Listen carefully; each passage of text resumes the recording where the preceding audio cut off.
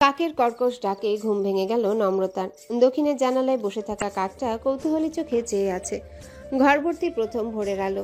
নম্রতা চোখ মেলে চারিপাশটা দেখল। অপরিচিত ঘর, অপরিচিত বিছানা।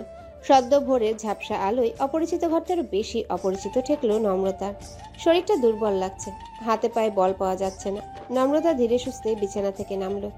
গায়ে তার নিদ্রার টি শার্ট আর ট্রাউজার। গায়ের পোশাকের দিকে কিছুক্ষণ ভ্রু কুঁচকে চেয়ে থেকে জানালার পাশে গিয়ে দাঁড়ালো সে। মিনিট খানেক ঠায় দাঁড়িয়ে থেকে হঠাৎই গুটি গুটি পায়ে ঘর ছাড়ল নম্রতা। আশপাশটা দেখতে দেখতে উঠে গেল ছাদে। চালচলনে তার অস্বাভাবিকতার ছোঁয়া, যেন ঘুম আর জাগরণের মাঝামাঝি কোনো রাজ্যে হেঁটে বেড়াচ্ছে সে। ছাদের দরজায় পৌঁছে স্তম্ভিত হয়ে গেল নম্রতা। ছাদটাকে হঠাৎ করে রূপকথার রাজ্য বলে বোধ হলো। বিশাল ছাদটা ভোরের ফ্যাকাশে আলো আর কুয়াশায় ঝাপসা দেখাচ্ছে চোখে। সেই ঝাপসা আলোতেই টানা বারান্দা দেওয়া ছনের ঘরটা চোখে পড়ল নম্রতার। বারান্দার বাঁশগুলো বাহারি লতা পাতায় ঢাকা। ঘরের পাশে মাঝারি আকারে শিউলি গাছ, ফুটন্ত কিছু শিউলি। কুয়াশায় ডুবে থাকা ঘরটা যেন দরদি শিল্পীর ভীষণ দরদ দিয়ে আঁকা প্রকৃতির গল্প। ফুল গাছে ভরে থাকা চারপাশটা কি স্নিগ্ধ! এ যেন এক রূপকথার বেলি ফুলের রাজ্য। নম্রতা বিস্ময় নিয়ে সামনে এগুলো। ঘরের সামনে 2-3 হাতের রাস্তাটা শিউলির চাদরে ঢাকা। নম্রতা কৌতূহল নিয়ে বারান্দার সামনে গিয়ে দাঁড়ালো। বারান্দার এক কোণায় ছোট্ট একটা দোলনা। দরজার পাশের দেয়ালটিতে ঝুলছে ভীষণ পুরনো এক হারিকেন।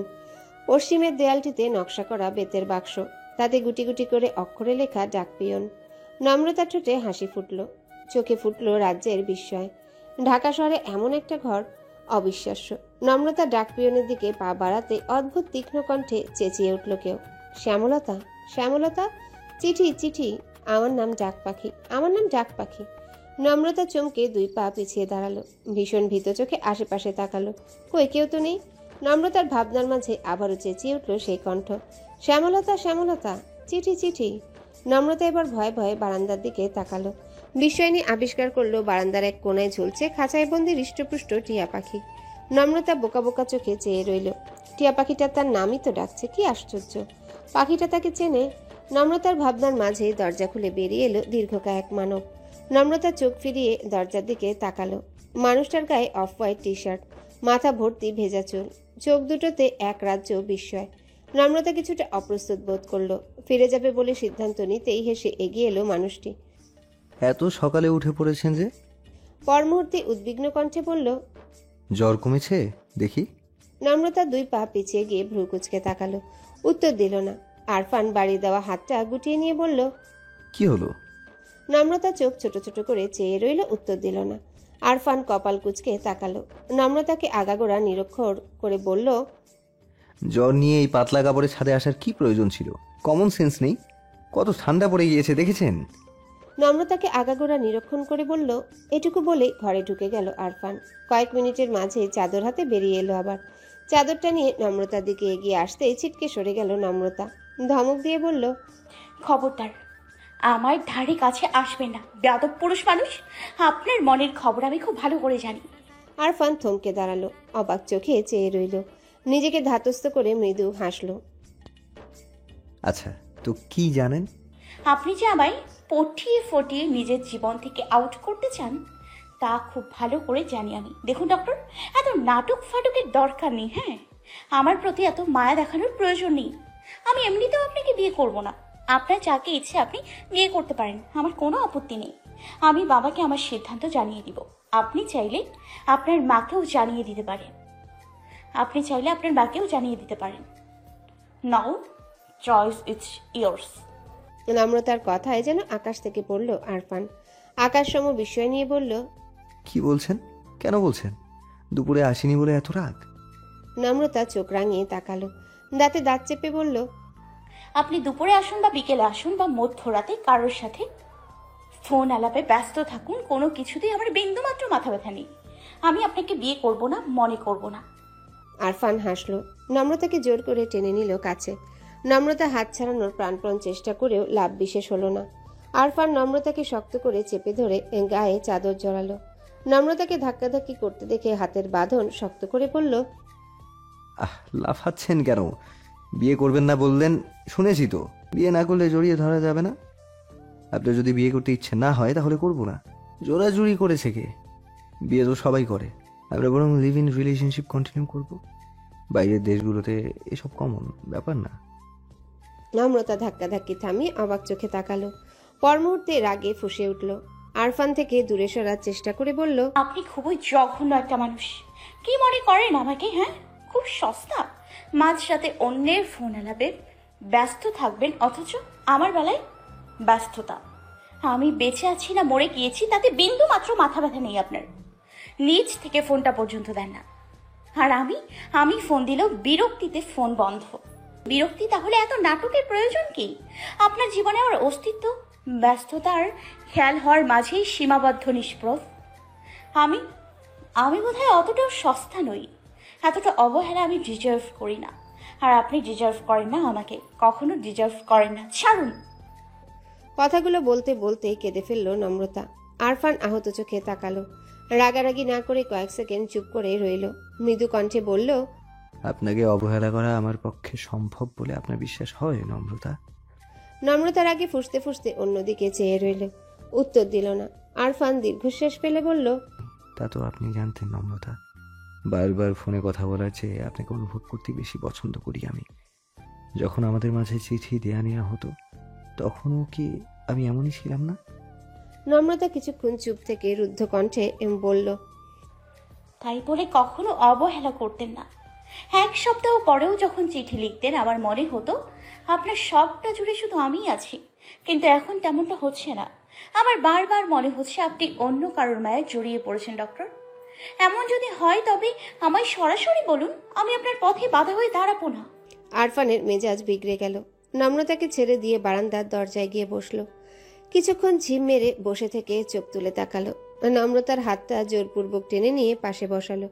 নম্রতার হাতের আঙ্গুল নাড়াচাড়া করতে করতে বলল, কেন আমায় অবিশ্বাস করছেন নম্রতা? আমি কি এমন কিছু করেছি যা আপনার পছন্দ হয়নি? আমি মাঝরাতে কারোর সাথে কথা বলি, এটা আপনার ভুল ধারণা। আপনার আমাকে বিশ্বাস করা উচিত ছিল, যেমনটা আমি আপনাকে করি। কিছুদিন যাবত একটা মেয়ে ভীষণ বিরক্ত করছিল আমায়, ঘন্টায় ঘন্টায় ফোন দিয়ে কান্নাকাটি করছিল। তারপর হঠাৎ একদিন নিজেকে শ্যামলতা বলে দাবি করে বসলো। নম্রতা অবাক চোখে তাকালো। আরফান অসহায় কণ্ঠে বলল, আপনি চাইলে আমার কল লিস্ট চেক করে দেখতে পারেন। আমি কখনো ফোন দিইনি তাকে, সে নিজে আমাকে ফোন দিয়েছে প্রতিবার। সে যখন নিজেকে শ্যামলতা বলে দাবি করলো তখন ভীষণ ডিস্টার্বড হয়ে পড়েছিলাম আমি। নম্রতা কাঁদো কাঁদো কণ্ঠে বলল, মেয়েটার কথায় আমাকে অবিশ্বাস করেছিলেন আপনি, এজন্যই অ্যাভয়েড করছিলেন আমায়। আরফান হেসে ফেলল। নম্রতাকে এক হাতে জড়িয়ে ধরে আলতো চুমু খেলো কপালে। ভীষণ তৃপ্তি নিয়ে বলল, এক সেকেন্ডের জন্য নয়। তাহলে মেন্টালি ডিস্টার্ব হয়ে পড়েছিলেন কেন? মেয়েটার ফোন নাম্বারটা ব্লক করে দিলেই তো হতো।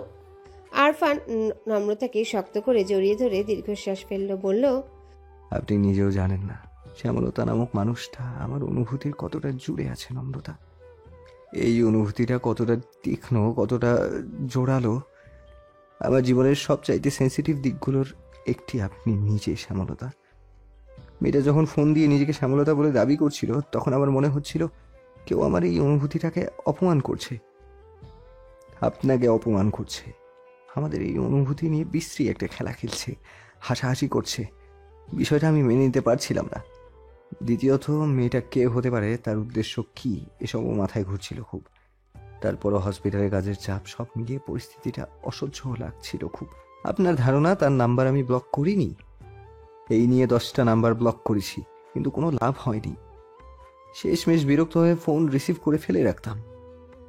যখন দেখলাম তাতেও কাজ হচ্ছে না তখন ফোনই বন্ধ করে রাখতে লাগলাম। সেদিন রাতেও এমন কিছুই ঘটেছিল। ফোন রিসিভ করে ফেলে রেখেছিলাম বলেই আপনার কলের হদিস পাইনি। আপনার সাথে কথা বলার সময়টুকু 4 থেকে 5 বার কল দিয়েছে সেই মেয়ে। তো বিরক্ত লাগছিল, ইচ্ছে করছিল মেয়েটাকে আমি খুন করে ফেলি। নম্রতা স্তব্ধ চোখে চেয়ে রইল। আরফান একটু থেমে আবারও বলতে লাগলো, রাতে মেজাজ খারাপ থাকায় ঘুম ভালো হয়নি, ডিউটিতেও ঠিক সময় পৌঁছাতে পারিনি। হসপিটালেও সেদিন ঝামেলা চলছিল, রোগীর চাপও বেশি ছিল। এত কিছুর মধ্যে সিম অন করার ব্যাপারটা মাথায় আসেনি। আপনাকে ফোন করার সুযোগও হয়নি। আপনি বলার পর মনে হয়েছে আমার খেয়াল রাখা উচিত ছিল। আমি সরি নম্রতা। নম্রতা অভিমান নিয়ে বলল, আমি তো ভেবেছিলাম আমার প্রতি বিরক্ত হয়ে ফোন বন্ধ করে রেখেছেন আপনি। আপনার অন্য নাম্বারটাও দেননি আমায়। আমি ফোন দেওয়ার পরেও রুড বিহেভ করেছিলেন, আমি কষ্ট পেয়েছি। ওই ফোন নাম্বারটা যে আপনার কাছে নেই তাই তো খেয়াল ছিল না আমার। আর তখন সামনে সত্যি পেশেন্ট ছিল, বৃদ্ধা ভদ্রলোক ড্যাব ড্যাব করে আমার দিকে চেয়ে আছে। বিষয়টা অস্বস্তির না? আপনি বুঝতেই চাইছিলেন না। পেশেন্টের সামনে কি করে বুঝাই বলুন? আর রাগ তো আমারও করার কথা ছিল। আমি কি রাগ করেছি? নিদ্রা থেকে আপনার অসুস্থতার খবর শুনে কত অস্থির হয়ে গিয়েছিলাম জানেন? হাজারবার কল দিয়েছি, রিসিভ করলেন না। শেষমেশ লজ্জার মাথা খেয়ে আপনার বন্ধু নাদিমকে ফোন করতে হয়েছে আমায়। নম্রতা চোখ বড় বড় করে তাকালো, অবিশ্বাস নিয়ে বলল, নাদিমকে ফোন করেছিলেন আপনি? ও বলেনি তো? বলার প্রয়োজন মনে করিনি বলেই হয়তো বলিনি। তাছাড়া সেদিন রাত 1টা পর্যন্ত ফোন ট্রাই করেছি আমি। 12টা পর্যন্ত ফোন রিসিভ করলেন না। তারপর থেকে ফোন বন্ধ। সকালে হসপিটালে যাওয়ার আগে এবং হসপিটালে গিয়েও কল করেছিলাম। সেই যে ফোন বন্ধ আর খুললেনই না, কতটা অস্থির লাগছিল জানেন? নম্রতার হঠাৎ করে মনে পড়ল আরফানের সাথে রাগ করে ফোনটা সাইলেন্ট করে আলমারিতে তুলে রেখেছিল নম্রতা। ছোঁয়ার বিয়ে বাড়ি থেকে ফিরতে ফিরতে রাত হয় আর বের করা হয়নি। নম্রতা অপরাধী চোখে তাকালো, পর মুহূর্তে তেজ নিয়ে বলল, তা না হয় বুঝলাম, কিন্তু কাল দুপুরে কোথায় হাওয়া হয়েছিলেন আপনি? এত যদি খারাপ লাগতো তাহলে আমি আসবো জেনেও হাওয়া হতেন না নিশ্চয়ই। কথাটা বলে ভ্রু নাচালো নম্রতা। আরফান ভেজা চুলগুলো গোছাতে গোছাতে বলল, হসপিটালে যাওয়ার 2-3 ঘন্টা পর আবারও সেই মেয়ের ফোন পেয়েছিলাম আমি। এই কথা শুরু করার আগে পাশে কোথাও হাসির শব্দ শোনা যাচ্ছিল। মেয়েটির কথার মাঝেও পাশে থেকে সূক্ষ্ম হাসির আওয়াজ পাচ্ছিলাম। মনে হচ্ছিল কয়েকজন মিলে হাসি চাপার চেষ্টা করছে। তৎক্ষণাৎ মেজাজ খারাপ হয়ে গেল আমার। ওরা যে দল বেঁধে ব্যাপারটা নিয়ে ফাজলামো করছে তা তখনই ক্রমে স্পষ্ট হয়ে উঠেছিল। ঠিক ওই মুহূর্তে আসল কালপ্রিটকে না ধরতে পেরে তাকে দুটো থাপ্পড় না মেরে শান্তি পাচ্ছিলাম না। তাই রহস্য উদ্ঘাটনে বেরিয়েছিলাম। মেজাজ খারাপ ছিল বলে বোকামো করে ফোন ফেলে গিয়েছিলাম চেম্বারে। তাই আর কল করে ইনফর্ম করতে পারিনি। আপনি মেয়েটিকে সত্যি থাপ্পড় মেরেছেন? না, মারিনি। তখন হাতের কাছে পেলে হয়তো মারতাম। যদিও মেয়েদের গায়ে হাত তোলার অভ্যাস নেই আমার। নিদ্রাকেও কখনো মারিনি, বকিও নি, রেগে গেলেও না। আমি না মারলেও আপনি কিন্তু মারতেই পারেন। লঞ্চে আমাকে যেভাবে খামছে ধরেছিলেন সেভাবে। নিজেকে আপনার বরের বউ হিসেবে দাবি করেছিল। আপনার তো ভয়ানক রেগে যাওয়ার উচিত। শেষের কথাগুলো দুষ্টুমি করে বলল আরফান। নম্রতা সেসব খেয়াল না করে উদ্বিগ্ন কণ্ঠে বলল, মেয়েটা কে? খুঁজে পেয়েছেন তাকে? আরফান দীর্ঘশ্বাস ফেলে বলল, পাইনি, তবে শীঘ্রই পাবো। কাল সিরাজগঞ্জ গিয়েছিলাম আমি, রাতে ফিরেছি। আমার কেন যেন মনে হচ্ছিল চিঠিটা সঠিক জায়গায় রাখা হয়নি। এখনো অবশ্য তাই মনে হচ্ছে। মুহিবের ভাষ্যমতে চিঠিটা সে গ্রন্থাগারে না রেখে তার এক বন্ধুকে রাখতে দিয়েছিল। আর পড়াশোনার চাপে চিঠিটা সঠিক জায়গায় রাখা হয়েছিল কি তার খোঁজ নিতে বেমালুম ভুলে গিয়েছিল। আমি আপনার ফোন না পেয়ে প্রায় 3 দিন পর মুহিবের সাথে যোগাযোগ করি। মুহিব যোগাযোগ করে তার বন্ধুর সাথে। তার বন্ধু তাকে জানায় চিঠিটা সঠিক জায়গায় রাখা হয়েছে। মুহিবও আমায় সেরকমই বলে। আপনি যখন 2 সপ্তাহের মাথাতেও কল করলেন না, তখন মুহিবকে গ্রন্থাগারে গিয়ে চিঠি আছে কি নেই তা শিওর হয়ে জানাতে বলি। সেদিনই মুহিব গ্রন্থাগারে গিয়ে বইয়ের ছবি তুলে পাঠায়। চিঠি নেই, তার মানে চিঠিটা আপনি পেয়েছেন এমনটা ধারণা করে অপেক্ষা করতে লাগি। এখন প্রশ্ন হলো, তার বন্ধু কি চিঠিটা সত্যি রেখেছিল বইয়ে? নম্রতা স্তম্ভিত চোখে চেয়ে থেকে আর্তনাদ করে বলল, ইয়া মাবুদ, এই একটা চিঠি নিয়ে এত কাহিনী! আমার মাথা ঘুরছে। মুহি ভাইয়ের বন্ধু আবার আরেকজনকে রাখতে দিলেই হলো। চিঠি এভাবে সার্কেলের মতো ঘুরতেই থাকবে, রহস্য ঘুরতেই থাকবে, ভন ভন ভন ভন। ভয়াবহ। আরফান হাসল না, গম্ভীর কণ্ঠে বলল, মুহিব আমার সাথে ঢাকায় এসেছে। আজ বিকেলে তার সেই বন্ধুকে একটা কফি শপে দেখা করতে বলেছে। আমার মনে হয় এবার উত্তর মিলবে। নম্রতা আরফানের কাঁধে মাথা হেলিয়ে দিয়ে বলল, এত কাহিনী! আমি তো শুনতে শুনতে টায়ার্ড হয়ে গিয়েছি ভাই। এত অল্পতেই ক্লান্ত? তাহলে 4 বছর ধরে অপেক্ষা করলেন কিভাবে? ক্লান্ত হয়ে পড়েননি? আমাকে খুঁজে পাওয়াটাও মুশকিল ছিল। নম্রতা স্বস্তির নিঃশ্বাস ফেলে বলল, এখন আপনি পাশে ছিলেন না বলে পেয়েছি। এখন আছেন, এখন আমার বিশ্রাম। আরফান হেসে নম্রতাকে সামনে টেনে নিয়ে বলল, রাগ অভিমান কমলে কাছে আসুন তো। জ্বর কমেছে কিনা দেখি।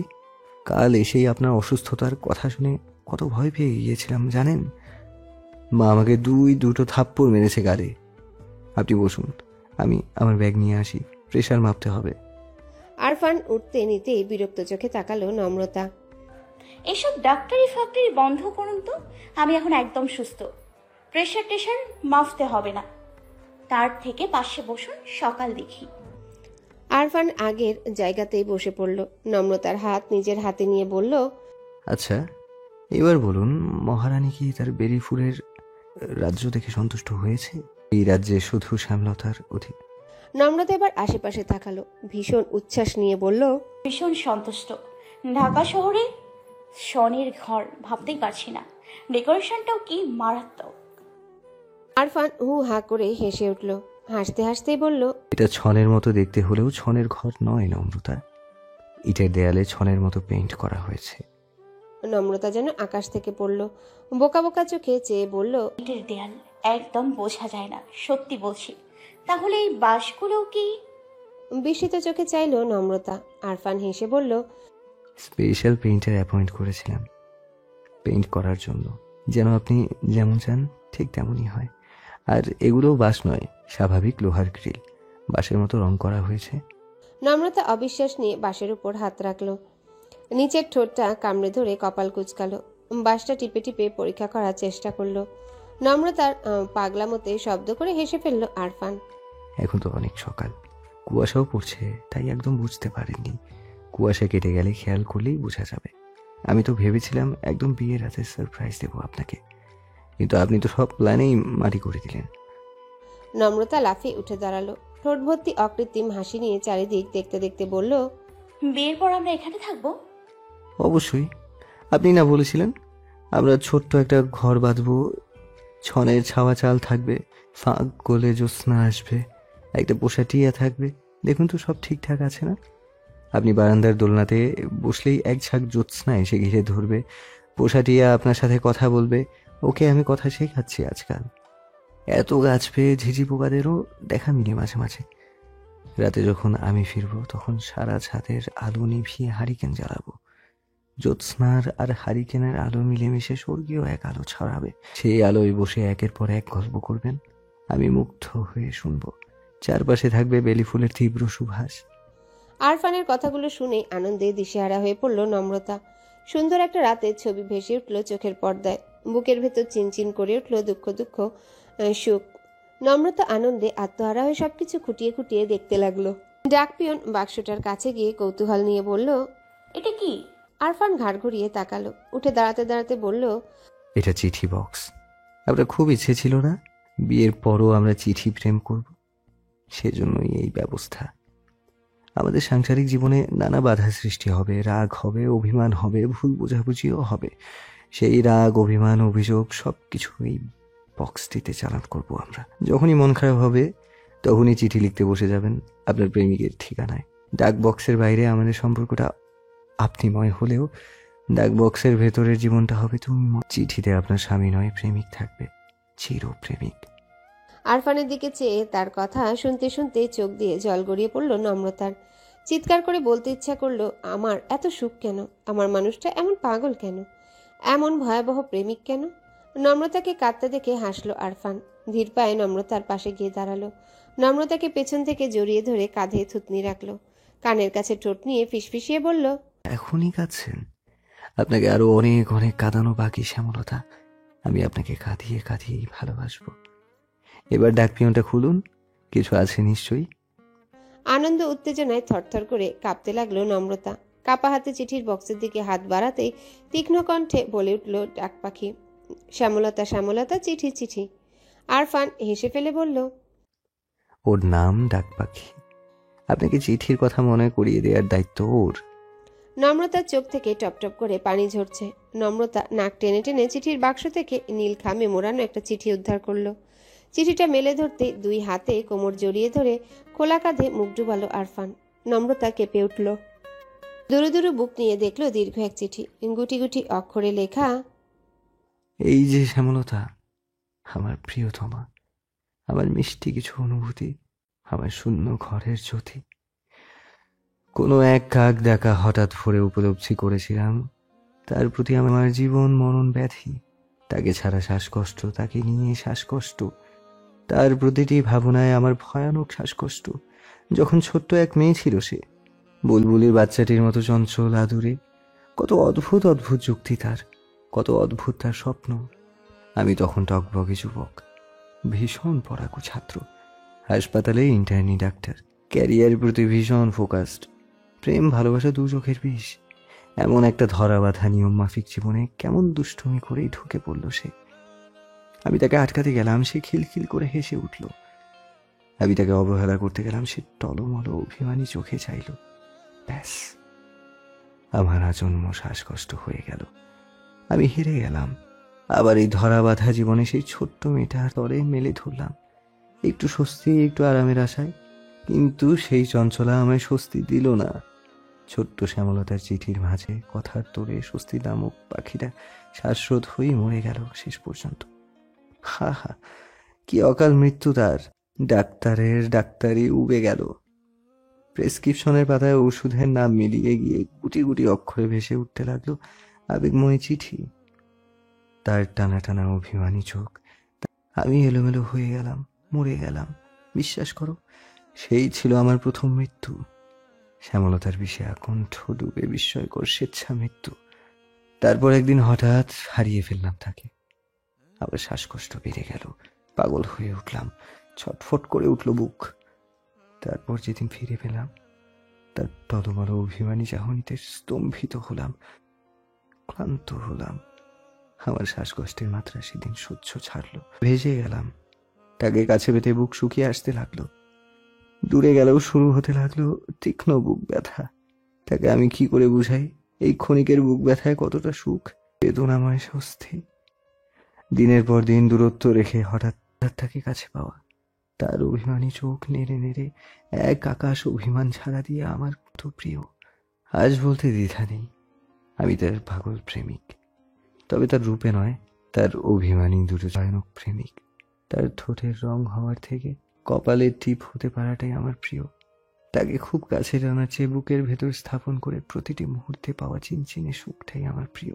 তার নেশা ধরা যৌবন থেকে তার নেশা ধরা হাসিটাই আমার বেশি প্রিয়। তাকে প্রকাশ্যে শতবার ভালোবাসি বলার চেয়ে চুপি চুপি নিরন্তর নিরবিচ্ছিন্ন বিশ্রামহীন ভালোবেসে যাওয়াটাই আমার প্রিয়। শুনছো মেয়ে? তার কাজল রাঙা চোখ দুটোতে আমার মৃত্যুও প্রিয়। শুনো, শুনছো শ্যামলতা? আমার তোমাকে নয়, তোমার অভিমানী চোখ দুটো খুব প্রিয়। তোমাকে এক সমুদ্র কাঁদিয়ে, এক পাহাড় অপেক্ষা করিয়ে, এক আকাশ সুখ দেওয়াটাই আমার ভীষণ প্রিয়। ইতি, তোমার সে। নম্রতা ব্যাকুল হয়ে কাঁদছে। আরফান আগের মতোই কাঁধে মুখ গুজে চুপচাপ দাঁড়িয়ে আছে, কোনো ভাবান্তর দেখা যাচ্ছে না। নম্রতা এবার ঘুরে দাঁড়ালো, চিঠিটা এক হাতের মুঠোয় রেখে দুই হাতে আরফানের গলা জড়িয়ে ধরল। ততক্ষণে কুয়াশা কেটে গিয়েছে, কয়েক ফালি রোদ এসে পড়েছে নম্রতার অগোছালো চুলে। মেটে রঙের টাইলসে মোড়ানো মেঝেতে টাইলসগুলো রোদের কিরণে চকচক করছে। ডাক পাখি তারস্বরে চিঠি সংবাদ ঘোষণা করেছে। আরফান নম্রতার থেকে থেকে কেঁপে ওঠা শরীরটা নিজ বাহুতে আবদ্ধ করল। কানের কাছে মুখ নিয়ে খুব অসহায় কণ্ঠে বলল, এভাবে কান্নাকাটি করলে আপনার ব্যারিস্টার বাবা আমার নামে মামলা ঠুকে দিবে না নম্রতা? নিশ্চয়ই তিনি ভাববে আমি আপনাকে ভয়াবহ অত্যাচার করছি। কান্নাকাটি বন্ধ করুন। আপনার ভয়ঙ্কর পিতা মহাশয় এখন আমার বাড়িতেই অবস্থান করছেন। যে কোনো সময় তার আগমন ঘটে যেতে পারে। নম্রতা কান্নারত অবস্থাতেই গরম চোখে তাকালো, নাক টেনে টেনে বলল, কি বলে? আরফান হাসল। নম্রতাকে টেনে সোজা দাঁড় করিয়ে ভ্রু কুচকে তার মুখের দিকে চেয়ে রইল। সেকেন্ড কয়েক পর গম্ভীর কণ্ঠে বলল, বাহ, কেঁদে কেটে চোখ ফুলিয়ে ফেললেও আপনাকে দেখতে সুন্দর লাগছে, ভয়ানক সুন্দর। এত সুন্দর করে কাঁদতে পারে জানা ছিল না। এখন থেকে আপনাকে আরো বেশি বেশি কাঁদাতে হবে, সেই জন্য দুঃখিত নম্রতা। ধুর, ওসব কিছু না। সব মেয়েদেরই কান্নারত অবস্থায় সুন্দর লাগে। উপন্যাসে পড়েনি? সে পড়েছি, কিন্তু বিশ্বাস করিনি। এখন তো আরোটা। মেয়েদের কান্নারত অবস্থায় সুন্দর লাগে কথাটা পুরোপুরি সত্য নয়। নম্রতা অসন্তোষ চোখে চাইল, চোখ মুছতে মুছতে বলল, তবে সত্য কি? সত্যটা হলো আমরা আমাদের প্রিয় মানুষটাকে যে কোনো অবস্থায় সুন্দর দেখি।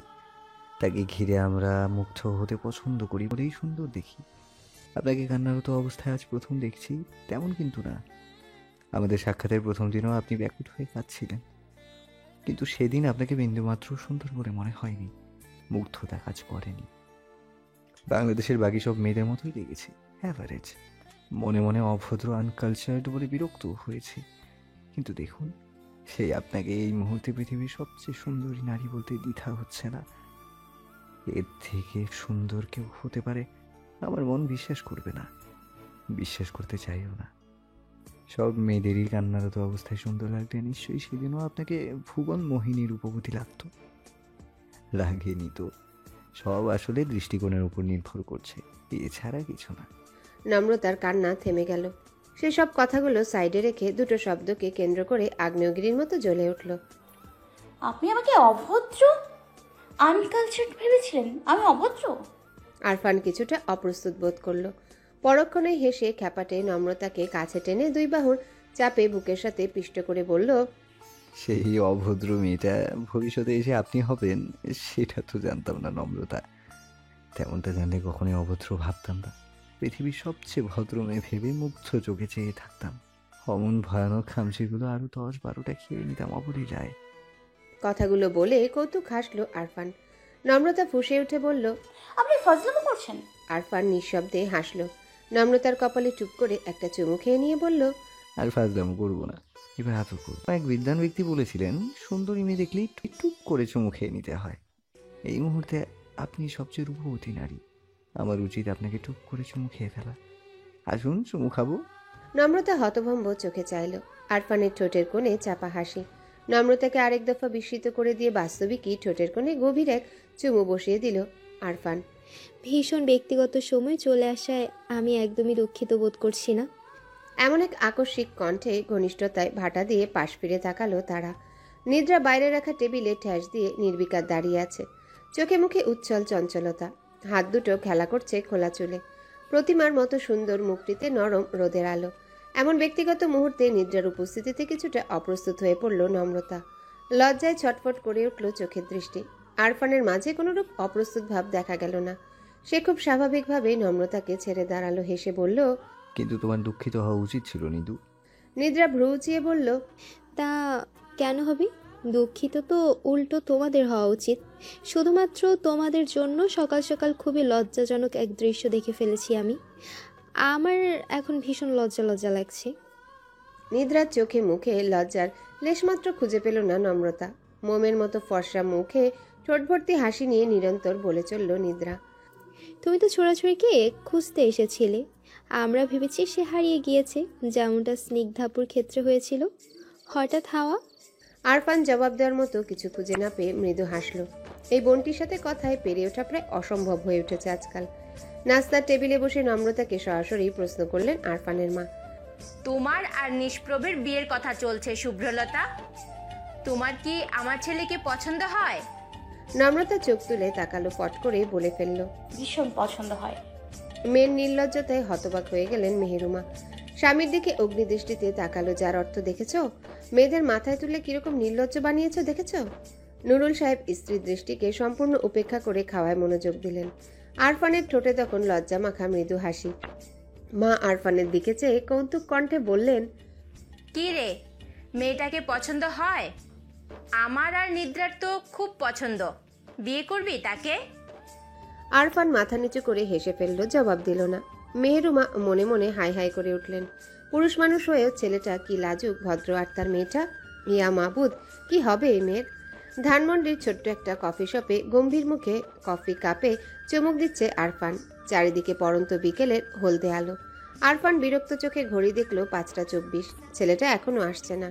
মুহিব সামনে চেয়ারটাতেই মন খারাপ করে বসে আছে। কফি ঠান্ডা হচ্ছে, চুমুক দিতে ইচ্ছে করছে না। সেই ছোট্ট একটা কাহিনীকে কেন্দ্র করে এত বছর পর তার খুব মন খারাপ লাগছে। ছাত্রজীবনে আরফানের পেছনে ছায়ার মতোই লেগে থেকেছে সে। বিপদে আপদে ছোট ভাইয়ের মতো সাহায্য পেয়েছে। সেই বড় ভাইয়ের বিশ্বাসটা ধরে রাখতে না পেরে অনুশোচনায় দগ্ধ হচ্ছে প্রতিটি মুহূর্ত। সবচেয়ে কষ্টের ব্যাপার হলো আরফান তার সাথে রাগারাগি করেনি, চোখ গরম করে তাকায়নি। তার চাহনিতে ছিল তীব্র বিতৃষ্ণা। সময়টা ঘুরিয়ে দেওয়ার পদ্ধতি থাকলে অবশ্যই ব্যাপারটা ঘুরিয়ে দিত মুহিব। অতীত গিয়ে চট করে নিজের ভুলটা শুধরে নেওয়া যেত। মুহিবের ভাবনার মাঝেই ভেতরে এলো 27-28 বছরের বেটেখাটো এক যুবক। চারকোনা মুখটিতে স্বাভাবিকের তুলনায় বড় দুটো চোখ, মুহিব তাকে ইশারা করতে কাছাকাছি এসে চেয়ার টেনে বসলো। আরফানকে দেখে খানিকটা চমকালো কি। আরে আরফান ভাই, আসসালামু আলাইকুম, কেমন আছেন? আরফান শীতল চোখে তাকালো, কফি কাপে শেষ চুমুক দিয়ে বলল, ওয়ালাইকুম আসসালাম। তোমার নাম সাব্বির না? সাব্বির খানিক অপ্রস্তুত ভাব নিয়ে বলল। জি ভাই।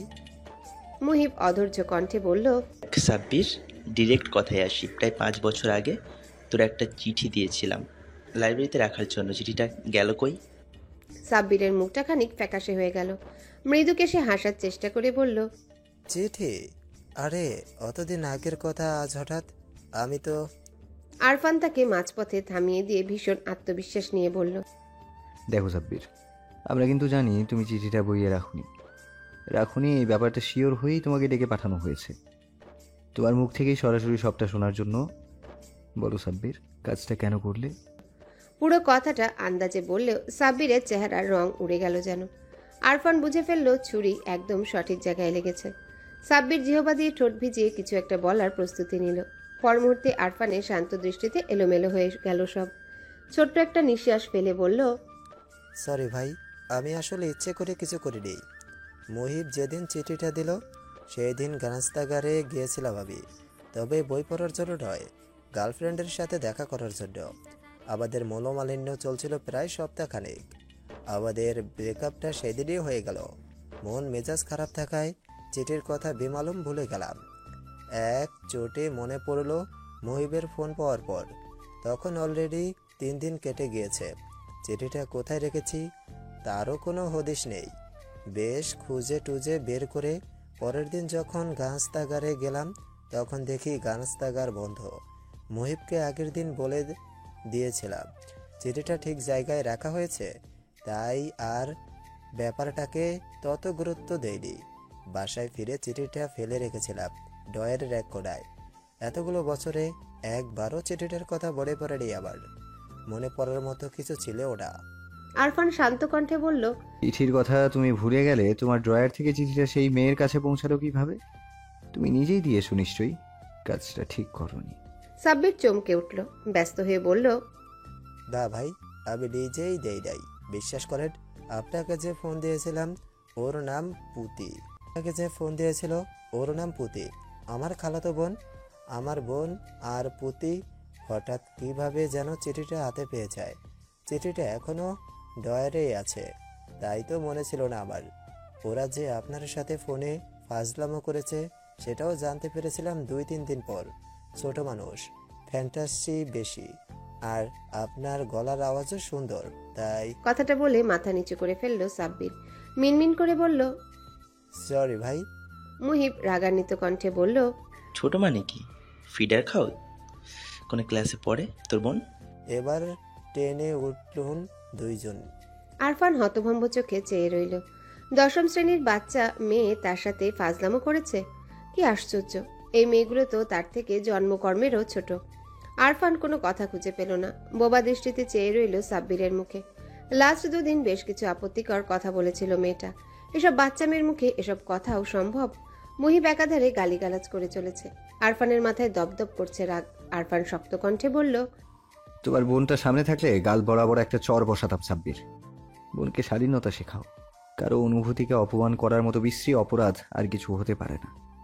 রাতে অন্তু বাড়ি ফিরে গলা উঁচিয়ে ডাকলো, নীরা, 1 কাপ চা। নীরা রান্নাঘরে ছিল। তখন প্রায় 11টা বাজে। শাশুড়িমা রান্নাঘর গোছানোর দায়িত্বটা নীরার কাছে গুছিয়ে দিয়ে ঘুমাতে যাচ্ছেন মাত্র। নীরা চুপচাপ চুলায় চা বসালো। জাহানারা রান্নাঘর থেকে বেরিয়ে যেতে বিস্ময় নিয়ে নিজের ঘরের দিকে তাকালো নীরা। এই সময় চা? রাতের খাবারের আগে চা খায় কেউ? নীরা বিস্ময়ভাব নিয়ে ঘরে গেল। চায়ের কাপটা টেবিলের উপর রাখতেই ওয়াশরুম থেকে বেরিয়ে এলো অন্তু। তোয়ালেতে চোখ মুখ মুছে নীরার সামনে দাঁড়াতে নীরার মনে হলো অন্তুর স্বাস্থ্য কিছু বেড়েছে। চোখে মুখে সুস্বাস্থ্যের লক্ষণটা দৃঢ় হয়েছে। নীরা শুনেছিল বিয়ের পর মেয়েদের স্বাস্থ্য হয়, রূপবতী হয়। তাদের ক্ষেত্রে ব্যাপারটা ভিন্ন হলো কেন? অন্তু টেবিলের উপর থেকে একটা নোট খাতা এনে নীরার হাতে দিল। চায়ের কাপটা হাতে নিয়ে চুমুক দিতে দিতে বলল, পড়াশোনা একেবারে বাদ দেওয়ার চিন্তা ভাবনা চলছে নাকি মাথায়? হ্যাঁ, পড়তে তো দেখি না।